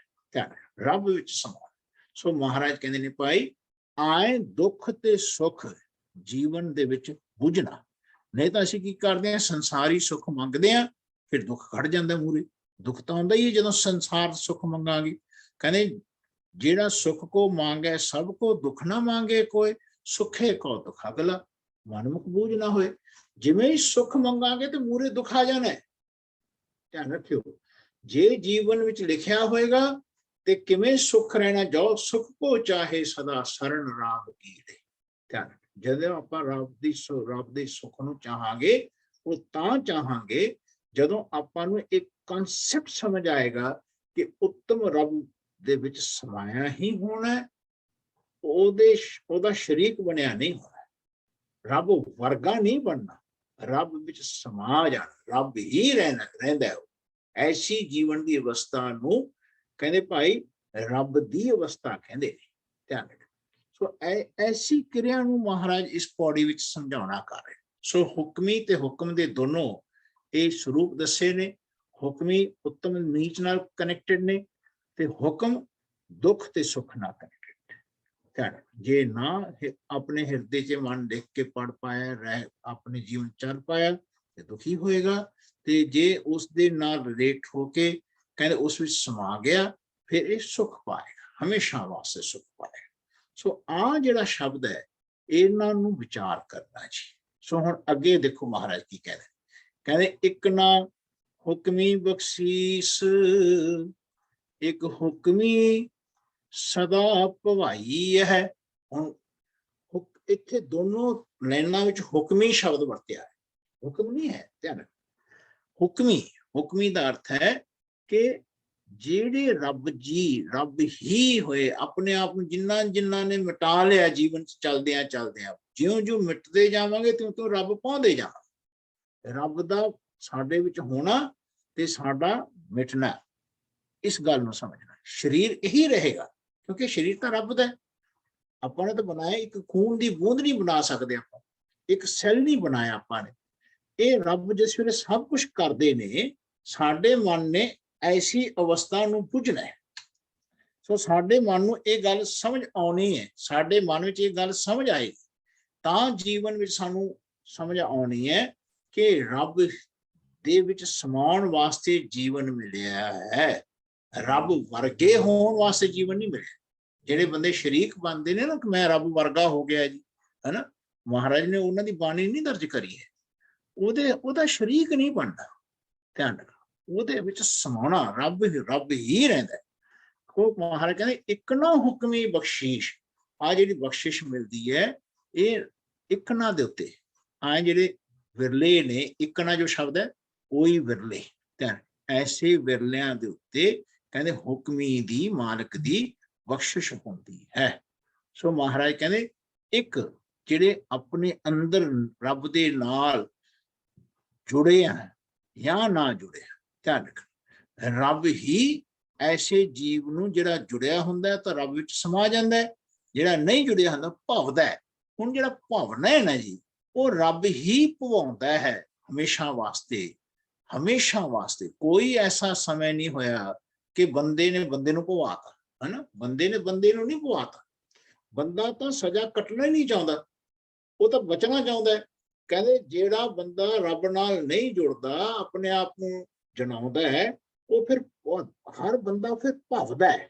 ਭਵਦਾ ਦਾ ਅਰਥ ਵਾਂਡਰ ਕਰਦਾ ਹੈ। ਉਹ ਜਿਹੜਾ ਕਈ ਜੋਨੀਆਂ ਚ ਆਉਂਦਾ ਹੈ, ਮਨਮੁਖਾਂ ਨੂੰ ਫਿਰ ਜਨਮ ਹੈ ਮਾਹਰ ਕਹਿੰਦੇ ਜਿਤਨੇ ਨਰਕ ਸੇ ਮਨ ਭੋਗੇ ਗੁਰਮੁਖ ਲੇਪਨਾ ਹਮਾਸਾ ਹੈ, ਜਿਹੜਾ ਉਹ ਭਵਦਾ ਹੈ ਨਾ ਜੀ, ਉਹ ਫਿਰ ਬੰਦਾ ਨਹੀਂ ਭਵਨਾ ਚਾਹੁੰਦਾ, ਉਹ ਹੁਕਮ ਹੀ ਭਵਾਉਂਦਾ ਹੈ ਉਸ ਧਿਆਨ ਰੱਖਣਾ। ਉਹ ਜਿਹੜਾ ਸਾਈਕਲ ਬਣਾਇਆ ਹੈ ਸਾਰਾ ਜੀਵਨ ਦਾ, ਸ੍ਰਿਸ਼ਟੀ ਦਾ, ਇਹ ਹੁਕਮ ਹੀ ਨੇ ਬਣਾਇਆ ਹੈ, ਧਿਆਨ ਰੱਖਣਾ। ਸੋ ਰੱਬ ਆਪ ਭਵਾਉਂਦਾ ਹੈ ਬੰਦੇ ਨੂੰ ਹਮੇਸ਼ਾ ਵਾਸਤੇ, ਹਮੇਸ਼ਾ ਤੋਂ ਹੀ, ਧਿਆਨ ਰੱਖਣਾ। ਸੋ ਮਹਾਰਾਜ ਕਹਿੰਦੇ ਵਿਰਲੇ ਨੇ ਜਿਹੜੇ ਰੱਬ ਦੀ ਬਖਸ਼ਿਸ਼ ਪ੍ਰਾਪਤ ਕਰਦੇ ਨੇ, ਤੇ ਜਿਹੜੇ ਨਹੀਂ ਪ੍ਰਾਪਤ ਕਰਦੇ, ਫਿਰ ਉਹਨਾਂ ਨੂੰ, ਜਿਹੜੇ ਨਹੀਂ ਪ੍ਰਾਪਤ ਕਰਦੇ ਉਹਨਾਂ ਨੂੰ ਫਿਰ ਰੱਬ ਭਵਾ ਦਿੰਦਾ ਹੈ, ਵਾਂਡਰ ਕਰਾ ਦਿੰਦਾ, ਉਹ ਜਨਮ ਦੇ ਮਰਦੇ ਚੱਕਰ ਵਿੱਚ ਪੈ ਜਾਂਦੇ, ਧਿਆਨ ਰੱਖਣਾ। ਸੋ ਮਹਾਰਾਜ ਕਹਿੰਦੇ ਇੱਕ ਨਾ ਹੁਕਮੀ ਬਖਸ਼ੀਸ, ਇੱਕ ਹੁਕਮੀ ਸਦਾ ਭਵਾਈ ਹੈ, ਹੁਕਮ ਹੈ ਅੰਦਰ ਸਭ ਕੋ, ਬਾਹਰ ਹੁਕਮ ਨਾ ਕੋਏ। ਆ ਜਿਹੜੇ ਹੁਕਮ ਹੈ ਸ਼ਬਦ ਨੇ, ਉਹਨੇ ਪਲੂਰਲ ਸ਼ਬਦ ਹੈ। ਪਲੂਰਲ ਦਾ ਅਰਥ ਹੈ ਬਹੁਵਚਨ ਹੈ, ਧਿਆਨ। ਜਿਹੜਾ ਰੱਬ ਦਾ ਆਰਡਰ ਹੈ, ਜੋ ਰੱਬ ਆਰਡਰ ਦਿੰਦੇ ਨੇ, ਹਨਾ, ਆਪਾਂ ਕਹਿੰਦੇ ਆਪਣੇ ਅੰਦਰੋਂ ਦਿਨ ਸਿਹਾਰੀ ਲਾ ਕੇ ਬੋਲ ਰਹੇ ਹਾਂ, ਐਸਾ ਜਿਹੜਾ ਅੰਦਰੋਂ ਰੱਬ ਹੁਕਮ ਦਿੰਦੇ ਨੇ, ਕਹਿੰਦੇ ਕਿਸੇ ਵੀ ਪ੍ਰਕਾਰ ਦਾ ਹੁਕਮ ਹੋਵੇ, ਧਿਆਨ ਰੱਖਣਾ, ਕਿਸੇ ਵੀ ਪ੍ਰਕਾਰ ਦਾ, ਛੋਟੇ ਤੋਂ ਵੱਡੇ ਹੋਣਾ, ਸਵਾਸ ਸਾਡੇ ਚੱਲਣੇ, ਹਨਾ, ਇਹ ਸਾਰਾ ਹੁਕਮ ਵਿੱਚ ਵਰਤ ਰਿਹਾ ਹੈ। ਤੇ ਉੱਥੇ ਅਸੀਂ ਪਲੂਰਲ ਸ਼ਬਦ ਲਾ ਕੇ ਬੋਲ ਰਹੇ ਹਾਂ ਕਿ ਹੁਕਮ ਹੈ, ਯਾਨੀ ਐਸੇ ਰੱਬ ਦੇ ਜਿੰਨੇ ਵੀ ਹੁਕਮ ਅੱਜ ਤਾਈਂ ਤੁਸੀਂ ਕਨੈਕਟ ਕਰ ਸਕਦੇ ਹੋ, ਜਿਹੜੇ ਵੀ ਜਿਹਦੇ ਨਾਲ ਕੁਝ ਵੀ ਚੱਲ ਰਿਹਾ ਹੈ, ਉਹਨੂੰ ਅਸੀਂ ਹੁਕਮ ਦੇ ਦਾਇਰੇ ਵਿੱਚ ਲੈ ਕੇ ਆਉਣਾ। ਕਹਿੰਦੇ ਰੱਬ ਦੇ ਹੀ ਕਮਾਂਡ ਵਿੱਚ ਹਨ, ਧਿਆਨ। ਇਸ ਰੱਬ ਦੇ ਹੁਕਮ ਦੇ ਵਿੱਚ ਚੱਲਣ ਵਾਲੇ ਨੂੰ ਕਹਿੰਦੇ ਭਾਈ ਹੁਕਮ ਹੈ, ਹੁਕਮ ਵਿੱਚ ਜਿਹੜਾ ਵੀ ਹੁਕਮ ਅਨੁਸਾਰ ਚੱਲਦਾ ਹੈ, ਹਨਾ।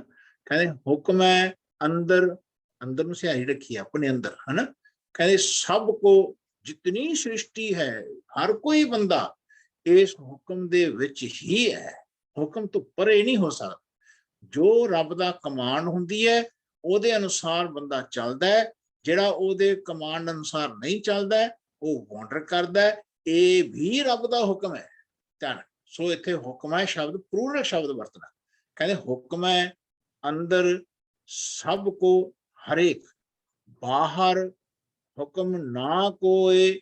ਕਹਿੰਦੇ ਬਾਹਰ ਜਿੰਨਾ ਮਰਜੀ ਬਾਹਰ ਹੋਵੇ, ਬਾਹਰ ਸਿਹਾਰੀ ਲੱਗੀ ਹੋਈ ਹੈ, ਆਪਣੇ ਅੰਦਰ ਰੱਬ ਨਾਲੋਂ ਜਿਹੜਾ ਟੁੱਟ ਜਾਏ, ਹਨਾ, ਰੱਬ ਨਾਲੋਂ ਜਿਹੜਾ ਵੀ ਬੰਦਾ ਵੀ ਦੂਰ ਹੋ ਜਾਏ, ਕਹਿੰਦੇ ਭਾਈ ਉਹ ਵੀ ਰੱਬ ਦਾ ਹੁਕਮ ਹੈ ਕਿ ਰੱਬ ਨਹੀਂ ਚਾਹੁੰਦਾ ਕਿ ਉਹ ਹਾਲੇ ਉਹਦੇ ਵਿੱਚੋਂ ਲੀਨ ਹੋ ਜਾਏ। ਉਹਦੇ ਵਰਗਾ ਜੀਵਨ ਬਣਨ ਦੀ ਜਿਹੜਾ ਕੋਸ਼ਿਸ਼ ਕਰਦਾ ਹੈ, ਉਹਦੇ ਵਰਗਾ ਜਨਾਉਣ ਦੀ ਕੋਸ਼ਿਸ਼ ਕਰਦਾ ਹੈ, ਰੱਬ ਉਹਨਾਂ ਨੂੰ ਨੇੜੇ ਨਹੀਂ ਆਉਣ ਦਿੰਦਾ। ਜਿਹੜਾ ਮਿਟਦਾ ਉਹੀ ਰੱਬ ਵਿੱਚ ਸਮਾਉਂਦਾ ਹੈ, ਧਿਆਨ ਰੱਖਣਾ। ਰੱਬ ਦੀ ਅਵਸਥਾ ਬਣਦੀ ਹੈ ਉਹਦੇ ਵਿੱਚ। ਸੋ ਮਹਾਰਾਜ ਕਹਿੰਦੇ ਭਾਈ ਉਹਦਾ ਵਰਗਾ ਕੋਈ ਨਹੀਂ ਹੋ ਸਕਦਾ, ਕੋਈ ਨਹੀਂ ਰੱਬ ਵਰਗਾ ਹੋ ਸਕਦਾ। ਸੋ ਮਹਾਰਾਜ ਕਹਿੰਦੇ ਹੁਕਮ ਹੈ ਅੰਦਰ ਸਭ ਕੋ, ਬਾਹਰ ਹੁਕਮ ਨਾ ਕੋਏ। ਨਾਨਕ ਹੁਕਮ ਹੈ ਜੇ ਬੁਝੈ ਤਾਂ ਹਉਮੈ ਕਹੈ ਨਾ ਕੋਏ। ਕਹਿੰਦੇ ਜਿਹੜਾ ਇਸ ਹੁਕਮ ਨੂੰ ਹਰ ਪੱਖੀ, ਕਹਿੰਦੇ ਨਾਨਕ ਨੂੰ ਰੱਬ ਕਹਿ ਰਹੇ ਨੇ, ਐ ਨਾਨਕ ਕਹਿੰਦੇ ਜਿਹੜਾ ਇਸ ਹੁਕਮ ਨੂੰ ਜੋ ਕੋਈ ਬੁਝੜੇਗਾ, ਬੁਝੜੇ ਦਾ ਅਰਥ ਹੈ, ਬੁਝਣਾ ਦਾ ਅਰਥ ਹੈ ਰੀਅਲਾਈਜ਼ ਕਰ। ਜਿਹੜੀ ਗੱਲ ਸਮਝਾਂਗੇ ਉਹੀ ਬੁੱਝਾਂਗੇ, ਉਹੀ ਰੀਅਲਾਈਜ਼ ਹੋਏਗੀ। ਆ ਤਿੰਨ ਸ਼ਬਦ ਹਮੇਸ਼ਾ ਯਾਦ ਰੱਖਣਾ। ਬਾਣੀ ਨੂੰ ਸਮਝਣਾ, ਬਾਣੀ ਨੂੰ ਫਿਰ ਰੀਅਲਾਈਜ਼ ਕਰਨਾ, ਯਾਨੀ ਰਿਲੇਟ ਕਰਨਾ ਜੀਵਨ ਨਾਲ, ਬੁੱਝਣਾ, ਧਿਆਨ ਰੱਖਣਾ। ਫਿਰ ਤਾਂ ਜਾ ਕੇ ਵਿਜ਼ੂਅਲਾਈਜ਼ ਹੋਏਗਾ ਇਹ ਮੈਂ ਨਹੀਂ ਹਾਂ, ਇਹ ਰੱਬ ਹੀ ਰੱਬ ਹੈ, ਧਿਆਨ ਰੱਖਣਾ। जीवन में जब हम होते तब तू नहीं, अब तू ही मैं ना, ऐसी अवस्था ਤਾਂ ਜਾ ਕੇ ਵਿਜ਼ੂਅਲਾਈਜ਼ ਹੋਣੀ ਹੈ।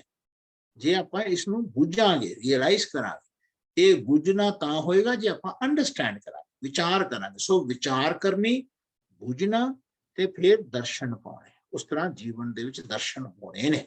सो महाराज नानक हुक्म है जिहड़ा इस हुक्म है यानी ऑर्डर नूं, हर प्रकार दे ऑर्डर नूं कहंदे जिहड़ा भी बुझेगा, रियलाइज करेगा, फिर वो बंदा रत्ती मात्र भी हौमे विच नहीं कह सकता, बोल नहीं सकता, रह नहीं सकता। ध्यान रखना, ओदी हौमे टोटैलिटी दे विच मिट जाती है। टोटैलिटी दे विच किते भी हो जे इतना भी कहंदा ना मैं रब वर्गा हो गया तां समझो हाले वो हंकारी है, हाले भी हंकारी। ध्यान, जेड़ा कहंदा ना मैं बहुत तपस्या करदा वो भी हाले हंकारी है। ਜਦੋਂ तक ये ना कह सके मैं तो तपस्या कीती तां क्योंकि रब जी तुसी कराई है तां कीती है ना, नहीं तां मैं कर ना सकदा। फिर जिस वेले होई तपस्या हो जाए ते बंदा कहे ये मेरी कीती नहीं, तो तपस्या तेरी कीती है ना, फिर अपने आप को आए रेगुलर मिटाउंदा है।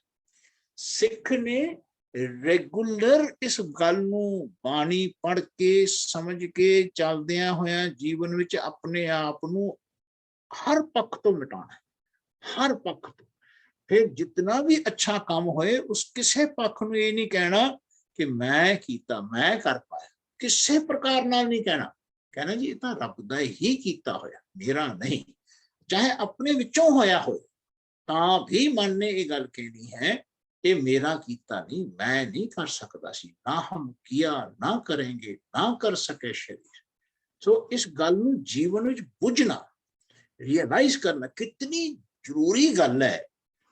असीं ये छोटे छोटे मिस्टेक्स करते हैं, कर जाने हैं, साडा मन कर जाता है, ध्यान रखो साथों हो जाते हैं मिस्टेक्स। सो जीवन विच जे किते भी थोड़ा जा भी अच्छा काम होया ते मन उत्थे कह सके मान के तेरा कीता है, शुक्र है तेरा कीता। ओदे कीते नूं देखो, फिर किते भी अपने विचों कीते नूं ये नहीं कहना मन ने मैं कुछ कर दिता है। ताइयों महाराज कहें जब लग जाने मुझ ते कछ होए, कछ कछ दा थोड़ा जा भी, जब लग जाने मुझ ते कछ होए तब इसको सुख नहीं कोई। जब यह जाने मैं कुछ करता तब जब गर्भ जोन में फिरता उदों तक आप जन्म दे मरदे रहांगे। ताइयों सच्चे पातशाह कहते ने एक दुख राम राय काटो मेरा अगन दह और गर्भ वसेरा। अपना जीवन विच कहते भाई मुड़ के शरीर ना जड़े ते मुड़ के आपां गर्भ विच ना आइए, जन्म ना लईए, ये दुख है बहुत बड़ा। सो इस क्रिया नूं कितना प्रिसाइसली महाराज ने इस दूसरी पौड़ी विच आपां नूं समझाया। ये दूजा स्टेप है, ध्यान रखो। सो सच्चे पातशाह जी दी इस दूसरी पौड़ी दे उत्ते विचार करनी, विचार करदियां होया अपने आप को रत्ती मात्र नहीं जनाना, नहीं तो आप फेल हो जाना है। जीवन फेल हो गया समझ, फिर आप इस क्लास फिर बैठांगे यानी फिर शरीर चावांगे कि जीवन दी ये साडे मन नूं लज्जिया नहीं आ रही, साडे मन नूं ये नहीं लग रहा कि मैं फिर जन्म क्यों ले लिया, मैं क्यों मैनूं जन्म मिल गया कि जीवन च रब दे विच समाउणा सी आपां ने। सो इस जीवन विच रहिंदियां है जीवन काल विच ही ये ड्यूरेशन रब ने सानूं दिता है, बहुत सफिशिएंट टाइम दिता है कि जीवन विच इस जीवन की अवस्था में चलते चलते अपने आप को समाते जाना, अपने आप को जनाना नहीं, भुल के नहीं जनाना, ते फिर रब ही साडे विचों प्रगट होया ये जानना, रब दा ही कीता हुंदा है ऐसा जानना। रत्ती मात्र भी कोई अच्छा काम करके मन ना कह दे मैं कीता। ताइयों सच्चे पातशाह दा शब्द है कहते हम अवगुण भरे, एक भी मेरे च गुण नहीं है, जे एक भी गुण है वो तेरा है। कहते हम अवगुण भरे, एक गुण ना है, एक भी गुण नहीं, साचे साहिब सब गुण औगण सब सहा। जे किते भी औगण है वो मेरे ने, रब दे नहीं है। जे एक भी गुण शरीर दे जिउंदियां जी साडे विच है वो रब दा है, मेरा नहीं।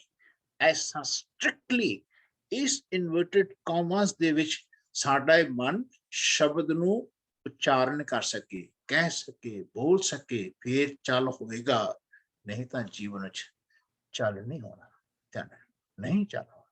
सो इस ਸੈਕੰਡ ਪੌੜੀ ਦੀ ਆਪਾਂ ਵਿਚਾਰ ਕੀਤੀ ਹੈ, ਮਹਾਰਾਜ ਨੇ ਕਰਵਾਈ ਹੈ। ਬਾਣੀ ਦੀ ਵਿਚਾਰ ਕਰਦਿਆਂ ਅਨੇਕਾਂ ਪ੍ਰਕਾਰ ਦੀਆਂ ਗਲਤੀਆਂ ਟੁੱਟੀਆਂ ਬੇਅਦਬੀਆਂ ਰਹਿ ਗਈਆਂ ਹਨ। ਅਣਜਾਣ ਬੱਚੇ ਸਮਝ ਕੇ ਮਾਫ ਕਰਨਾ ਸੰਗਤ ਅਤੇ ਸਤਿਗੁਰ ਸੱਚੇ ਪਾਤਸ਼ਾਹ ਬਖਸ਼ਣਯੋਗ ਹਨ। ਆਓ ਇੱਕ ਵਾਰ ਇਸ ਪੌੜੀ ਨੂੰ ਫੇਰ ਪੜ੍ਹੀਏ ਤਾਂ ਕਿ ਸਾਡੇ ਮਨ ਨੂੰ ਸ਼ਬਦਾਂ ਦਾ ਮਹਾਰਾਜ ਦਾ ਉਪਦੇਸ਼ ਸਾਡੇ ਮਨ ਵਿੱਚ ਵਸੇ। ਸੋ ਸੱਚੇ ਪਾਤਸ਼ਾਹ ਦਾ ਸ਼ਬਦ ਇੱਥੋਂ ਸ਼ੁਰੂ ਹੁੰਦਾ ਹੈ, ਹੁਕਮੀ ਹੋਵਨ ਆਕਾਰ ਹੁਕਮ ਨਾ ਕਹਿਆ ਜਾਈ, ਹੁਕਮੀ ਹੋਵਨ ਜੀ ਹੁਕਮ ਮਿਲੈ ਵਡਿਆਈ, ਹੁਕਮੀ ਉੱਤਮ ਨੀਚ ਹੁਕਮ ਲਿਖ ਦੁਖ ਸੁਖ ਪਾਈ ਹੈ, ਇਕ ਨਾ ਹੁਕਮੀ ਬਖਸ਼ੀਸ ਇਕ ਹੁਕਮੀ ਸਦਾ ਭਵਾਈ ਹੈ, ਹੁਕਮ ਹੈ ਅੰਦਰ ਸਭ ਕੋ ਬਾਹਰ ਹੁਕਮ ਨਾ ਕੋਏ, ਨਾਨਕ ਹੁਕਮ ਜੇ ਬੁਝੈ ਤਾਂ ਹਉਮੈ ਕਹੈ ਨਾ ਕੋਏ, ਨਾਨਕ ਹੁਕਮ ਜੇ ਬੁਝੈ ਤਾਂ ਹਉਮੈ ਕਹੈ ਨਾ ਕੋਏ। ਸੋ ਇਸ ਪੌੜੀ ਦੀ ਕਿਸੇ ਨੂੰ ਵੀ ਕੋਈ ਡਾਊਟ ਹੋਵੇ, ਕੋਈ ਵਿਚਾਰ ਨਹੀਂ ਸਮਝ ਆਈ ਹੋਏ, ਆਪ ਜੀ ਪ੍ਰਸ਼ਨ ਪੁੱਛ ਸਕਦੇ ਹੋ। ਸਭ ਦਾ ਧੰਨਵਾਦ। ਹਾਂਜੀ,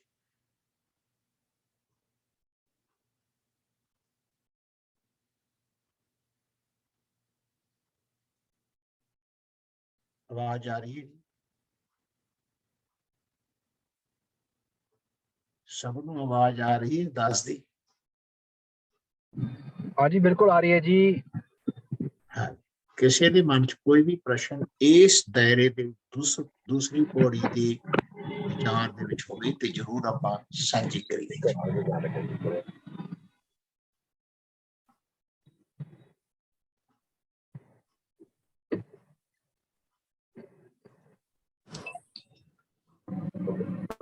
ਹਾਂਜੀ ਭਾਈ ਖਾਤਾ ਤੇ ਜੇਬੀ ਜੀ ਹੈਗੇ ਉਸੇ ਹੈਲੋ। ਹਾਂਜੀ ਹਾਂਜੀ ਵੀਰ ਜੀ, ਗੱਲ ਲੋ ਨਾ, ਗੱਲ ਸ਼ੁਰੂ ਕਰੋ। ਗੁਰੂ ਪਿਆਰੀ ਸਾਧ ਸੰਗਤ ਜੀ, ਆਪ ਜੀ ਦਾ ਕੋਈ ਸਵਾਲ ਹੋਵੇ ਤੇ ਪੁੱਛੋ ਜੀ। ਕੋਈ ਵੀ ਸਵਾਲ ਕਿਸੇ ਤਰ੍ਹਾਂ ਦਾ ਆਪ ਜੀ ਦੇ ਮਨ ਵਿੱਚ ਹੋਵੇ, ਤੁਸੀਂ ਬੇਫਿਕਰ ਹੋ ਕੇ ਪੁੱਛ ਸਕਦੇ ਹੋ। ਕੋਈ ਹੈਜ਼ਿਟੇਸ਼ਨ ਵਾਲੀ ਗੱਲ ਨਹੀਂ ਹੈ।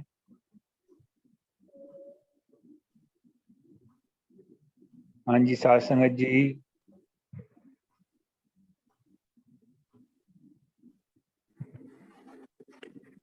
जी एक नोट ਹਾਂਜੀ ਹਾਂਜੀ प्रोग्राम ਚ ਨਜ਼ਰ ਆਉਂਦੇ ਕਦੀ ਹਾਂਜੀ ਦੱਸੋ ਜੀ। ਨਾ ਉਹਨਾਂ ਦਾ ਨਾਮ ਭੁੱਲ ਗਿਆ, ਮੈਂ ਸੇਵ ਕੀਤਾ ਸੀ, ਉਹ ਮੋਬਾਈਲ ਦੂਜਾ ਆ ਗਿਆ, ਉਹ ਨਾਮ ਹੀ ਭੁੱਲ ਗਿਆ ਉਹਦਾ ਮੈਂ। ਤੇ ਪ੍ਰੋਗਰਾਮ ਚ ਆਉਂਦੇ ਹੁੰਦੇ ਸੀਗੇ, ਗੁਰਮਤਿ ਦੀ ਸਿੱਖਿਆ ਦਿੰਦੇ ਨੇ ਬੱਚਿਆਂ ਨੂੰ, ਪਰ ਹੁਣ ਉਹਨਾਂ ਦਾ ਨਾਮ ਮੈਨੂੰ ਪਤਾ ਨਹੀਂ ਲੱਗ ਰਿਹਾ, ਨਾ ਅੱਛਾ ਹੀ ਜੀ, ਉਹ ਅੱਛਾ ਜੀ, ਕੀ ਗੱਲ ਕੀ ਸੀ? ਉਹੀ ਬੱਚਿਆਂ ਦੇ ਲਈ ਜਿਹੜਾ ਅੱਗੇ ਪਿਛਲੇ ਸਾਲ ਪੜ੍ਹਾਉਂਦੇ ਰਹੇ ਨੇ, ਹਾਂਜੀ ਇਸ ਸਾਲ ਹਾਂਜੀ, ਜਿਹੜਾ ਕਿਹੜੀ ਜਗ੍ਹਾ ਤੋਂ ਬੋਲ ਰਹੇ ਹੋ ਆਪ? ਕਿਹੜੀ ਜਗ੍ਹਾ ਤੋਂ ਬੋਲ ਰਹੇ ਹੋ ਆਪ ਜੀ? ਮੈਂ ਤੇ ਹਰੀਨਗਰ ਜਨਪੁਰੀ ਦੇ ਕੋਲੋਂ ਬੋਲ ਰਿਹਾ ਜੀ। ਅੱਛਾ ਜੀ, ਅਸੀਂ ਤੁਹਾਡੇ ਨੇੜੇ ਹੀ ਹੈਗੇ ਆ। ਹਾਂਜੀ, ਤੁਸੀਂ ਰਜੌਰੀ ਤੋਂ ਬੋਲ ਰਹੇ ਹੋ ਨਾ? ਹਾਂਜੀ, ਰਜੌਰੀ ਗਾਰਡਨ। ਹਾਂ ਨਹੀਂ, ਉਹ ਤਾਂ ਮੈਨੂੰ ਪਤਾ ਹੈ।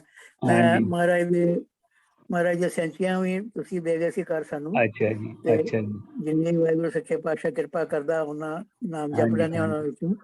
ਇਸ ਉਹ ਭੈਣ ਪੌੜੀ ਜੀ ਦਾ ਦੇ ਮੁਤਲਕ ਗੱਲ ਕਰੋ, ਇਸ ਪੌੜੀ ਦੇ ਮੁਤਲਕ ਗੱਲ ਕਰੋ। ਪੌੜੀ ਦੀ ਗੱਲ ਜੀ, ਠੀਕ ਹੈ ਵੀਰ ਜੀ।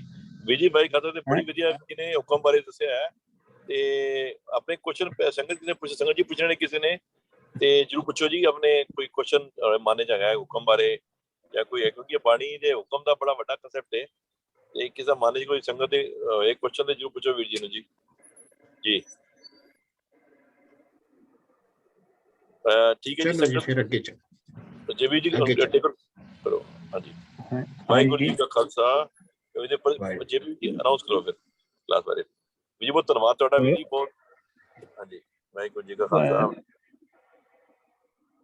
ਜਿਸ ਤਰ੍ਹਾਂ ਤੁਹਾਨੂੰ ਪਤਾ ਹੀ ਹੈ ਜੀ, ਵਿਵੇਕ ਟਰਸਟ ਵੱਲੋਂ ਸਹਿਜ ਪਾਠ ਕਰਨ ਵਾਸਤੇ ਸੈਂਚੀਆਂ ਸਾਡੇ ਕੋਲ ਹੁੰਦੀਆਂ ਨੇ, 2 ਭਾਗਾਂ ਵਾਲੀਆਂ ਵੀ ਹੁੰਦੀਆਂ ਨੇ ਤੇ 4 ਭਾਗਾਂ ਵਾਲੀਆਂ ਵੀ। ਤੇ 2 ਭਾਗਾਂ ਜਿਹੜੀਆਂ ਹੈਗੀਆਂ ਉਹ ਬੋਲਡ ਲੈਟਰਸ ਵਿੱਚ ਹੈਗੀਆਂ ਨੇ, ਤੇ 4 ਭਾਗਾਂ ਵਾਲੀਆਂ ਸ਼ਬਦਾਰਥ ਸਮੇਤ ਹੈਗੀਆਂ ਨੇ, ਵਿੱਚੋਂ ਔਖੇ ਸ਼ਬਦਾਂ ਦੇ ਅਰਥ ਲਿਖੇ ਹੋਏ ਨੇ। ਆਪ ਜੀ ਨੂੰ ਕਿਸੇ ਤਰ੍ਹਾਂ ਦੀ ਵੀ ਸੈਂਚੀ ਚਾਹੀਦੀ ਹੋਏ, free of cost Vivek trust ਵੱਲੋਂ ਮਿਲ ਜਾਏਗੀ। ਤੇ ਸਾਡਾ ਐਡਰੈਸ ਹੈਗਾ J4/1 ਰਜੌਰੀ ਗਾਰਡਨ। ਤੇ ਇਸ ਤੋਂ ਇਲਾਵਾ ਅਸੀਂ ਜੋ ਮੰਗਲਵਾਰ ਦੀ ਕਲਾਸ ਲੱਗਦੀ ਹੈ, ਕਾਫੀ ਸਾਲਾਂ ਤੋਂ ਲੱਗਦੀ ਆ ਰਹੀ ਹੈ, ਇਹ ਹੈ। ਇਸ ਤੋਂ ਇਲਾਵਾ ਸਾਡੀ ਡੇਲੀ ਕਲਾਸ ਲੱਗਦੀ ਹੈ 4 ਵਜੇ ਤੋਂ ਲੈ ਕੇ 4:40 ਤੱਕ। ਉਹਦੇ ਵਿੱਚ ਸਹਿਜ ਪਾਠ ਜਿਹੜੇ ਉਹਦੀ ਸੰਥਿਆ ਦਿੱਤੀ ਜਾਂਦੀ ਹੈ, ਪਾਠ ਦੀ ਸੰਥਿਆ ਦਿੱਤੀ ਜਾਂਦੀ ਹੈ। ਜੋ ਗਲਤੀਆਂ ਸਾਡੇ ਕੋਲ ਹੋ ਜਾਂਦੀਆਂ ਨੇ ਉਹਨਾਂ ਨੂੰ ਰੈਕਟੀਫਾਈ ਕੀਤਾ ਜਾਂਦਾ ਹੈਗਾ। ਤੇ ਇਸ ਤੋਂ ਇਲਾਵਾ ਸੈਚਰਡੇ ਨੂੰ ਕਲਾਸ ਲੱਗਦੀ ਹੈ ਸ਼ਾਮੀ 5 ਵਜੇ। ਉਹਦੇ ਵਿੱਚ ਕਿਸੇ ਬਾਣੀ ਦਾ ਅਰਥ ਕਰਾਏ ਜਾਂਦੇ ਨੇ। ਪਹਿਲੇ ਜਪਜੀ ਸਾਹਿਬ ਦੇ ਕਰਵਾਏ ਸੀ, ਫਿਰ ਰਹਿਰਾਸ ਸਾਹਿਬ ਦੇ, ਹੁਣ ਦੁਬਾਰਾ ਜਪਜੀ ਸਾਹਿਬ ਦੇ ਅਰਥ ਚੱਲ ਰਹੇ ਹਨ। ਤੇ ਆਪ ਜੀ ਜ਼ਰੂਰ ਅਟੈਂਡ ਕਰੋ ਇਹ ਕਲਾਸਾਂ। ਤੇ ਸਾਧ ਸੰਗਤ ਜੀ, ਜੋ ਸਾਨੂੰ ਇਹ ਕਲਾਸਾਂ ਤੋਂ ਮਿਲਣਾ ਹੈ, ਇਹ ਬਹੁਤ ਵੱਡੀ ਚੀਜ਼ ਹੈ। ਇਹ ਗੁਰਬਾਣੀ ਦਾ ਜੋ ਮੈਸੇਜ ਸਾਨੂੰ ਮਿਲਦਾ ਹੈ, ਇਹ ਸਾਡੇ ਵਾਸਤੇ ਬਹੁਤ ਜ਼ਿਆਦਾ ਲਾਹੇਵੰਦ ਹੈ। ਦੁਨੀਆ ਵਿੱਚ ਹੋਰ ਅਸੀਂ ਕੰਮਕਾਰ ਆਪਣੇ ਸਾਰੇ ਕਰਦੇ ਹਾਂ, ਬੱਚਿਆਂ ਦੀ ਪਾਲਣਾ ਕਰਦੇ ਹਾਂ, ਸਭ ਕੁਝ ਕਰਦੇ ਹਾਂ, ਪਰ ਨਾਲ ਹੀ ਨਾਲ ਉਸ ਵਾਹਿਗੁਰੂ ਨੂੰ ਵਿਸਾਰਨਾ ਨਹੀਂ ਚਾਹੀਦਾ। ਇਹ ਸਭ ਤੋਂ ਵੱਡੀ ਚੀਜ਼ ਹੈ। ਵਾਹਿਗੁਰੂ ਨੂੰ ਯਾਦ ਕਰਨਾ, ਵਾਹਿਗੁਰੂ ਦੇ ਬਾਣੀ ਨੂੰ ਪੜ੍ਹਨਾ ਤੇ ਆਪਣੇ ਮਨ ਵਿੱਚ ਉਸ ਦੇ ਪਿਆਰ ਨੂੰ ਟਿਕਾਉਣਾ, ਇਸ ਨਾਲ ਹੀ ਸਾਡਾ ਆਇਆ ਜੀਵਨ ਜੋ ਹੈ, ਸਾਡਾ ਆਇਆ ਸਫਲ ਹੈ। ਜਿਸ ਤਰ੍ਹਾਂ ਗੁਰੂ ਸਾਹਿਬ ਕਹਿੰਦੇ ਨੇ, ਭਈ ਪ੍ਰਾਪਤ ਮਾਨੁਖ ਦੇ ਹੁਰੀਆ, ਗੋਬਿੰਦ ਮਿਲਣ ਕੀ ਇਹ ਤੇਰੀ ਬਰੀਆ। ਸਾਡੇ ਕੋਲ ਇਹ ਇੱਕੋ ਚਾਂਸ ਹੈਗਾ ਗੋਬਿੰਦ ਨੂੰ ਮਿਲਣ ਦਾ, ਪਰਮਾਤਮਾ ਨੂੰ ਮਿਲਣ ਦਾ। ਹੋਰ ਕਿਸੇ ਜੋਨੀ ਵਿੱਚ ਅਸੀਂ ਪਰਮਾਤਮਾ ਨੂੰ ਨਹੀਂ ਮਿਲ ਸਕਦੇ। ਕੇਵਲ ਇਹ ਮਨੁੱਖਾ ਸਰੀਰ ਜੋ ਸਾਨੂੰ ਮਿਲਿਆ ਹੈ, ਤੇ ਇਹਦੇ ਵਿੱਚ ਅਸੀਂ ਪਰਮਾਤਮਾ ਨੂੰ ਮਿਲ ਸਕਦੇ ਹਾਂ। ਵੀਰ ਜੀ, ਬਾਕੀ ਕੋਈ ਗੱਲ ਕਰਨੀ ਹੈ ਤੁਸੀਂ? ਬਾਕੀ ਵੀਰ ਜੋਗਿੰਦਰ ਸਿੰਘ ਜੀ ਆਪ ਜੀ ਦੇ ਨਾਲ।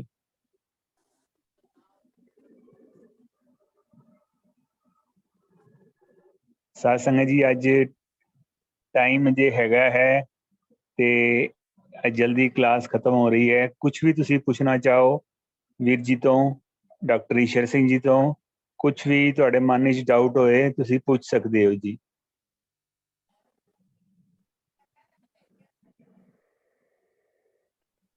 ਅਸੀਂ ਜਿੱਥੇ ਵੀ ਬੱਚੇ ਇਕੱਠੇ ਹੋਣ ਜਾਂ ਵੱਡੇ ਇਕੱਠੇ ਹੋਣ, 10-15 ਤੱਕ ਗਿਣਤੀ ਹੋਵੇ, ਅਸੀਂ ਉੱਥੇ ਆਪ ਜਾ ਕੇ ਵੀ ਪੰਜਾਬੀ ਸਿਖਾ ਸਕਦੇ ਹਾਂ।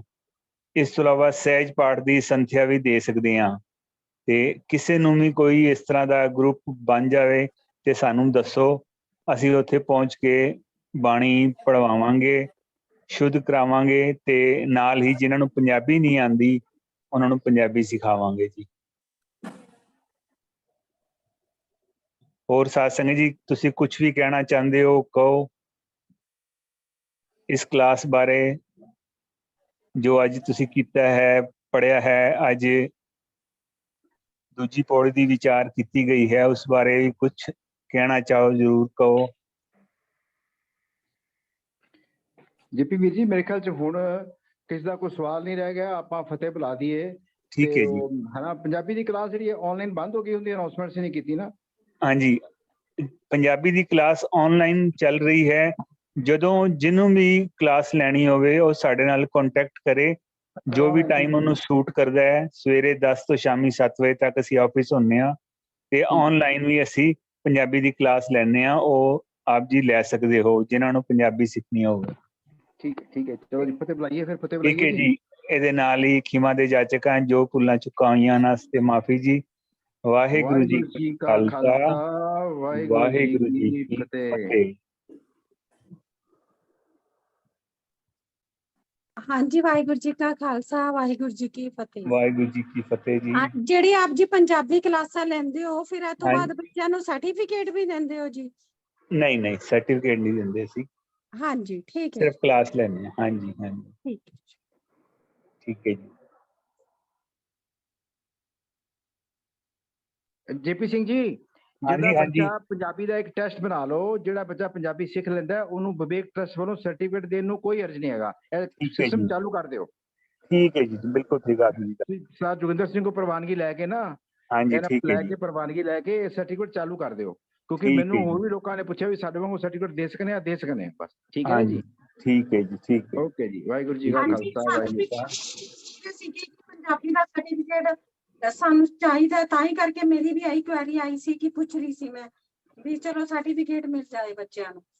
ਠੀਕ ਹੈ ਜੀ, ਹਾਂਜੀ, ਠੀਕ ਹੈ ਜੀ, ਅਸੀਂ ਸ਼ੁਰੂ ਕਰਾਂਗੇ ਜ਼ਰੂਰ ਜੀ। ਜੀ। ਵਾਹਿਗੁਰੂ ਜੀ ਕਾ ਖਾਲਸਾ ਵਾਹਿਗੁਰੂ ਜੀ ਕੀ ਫਤਿਹ।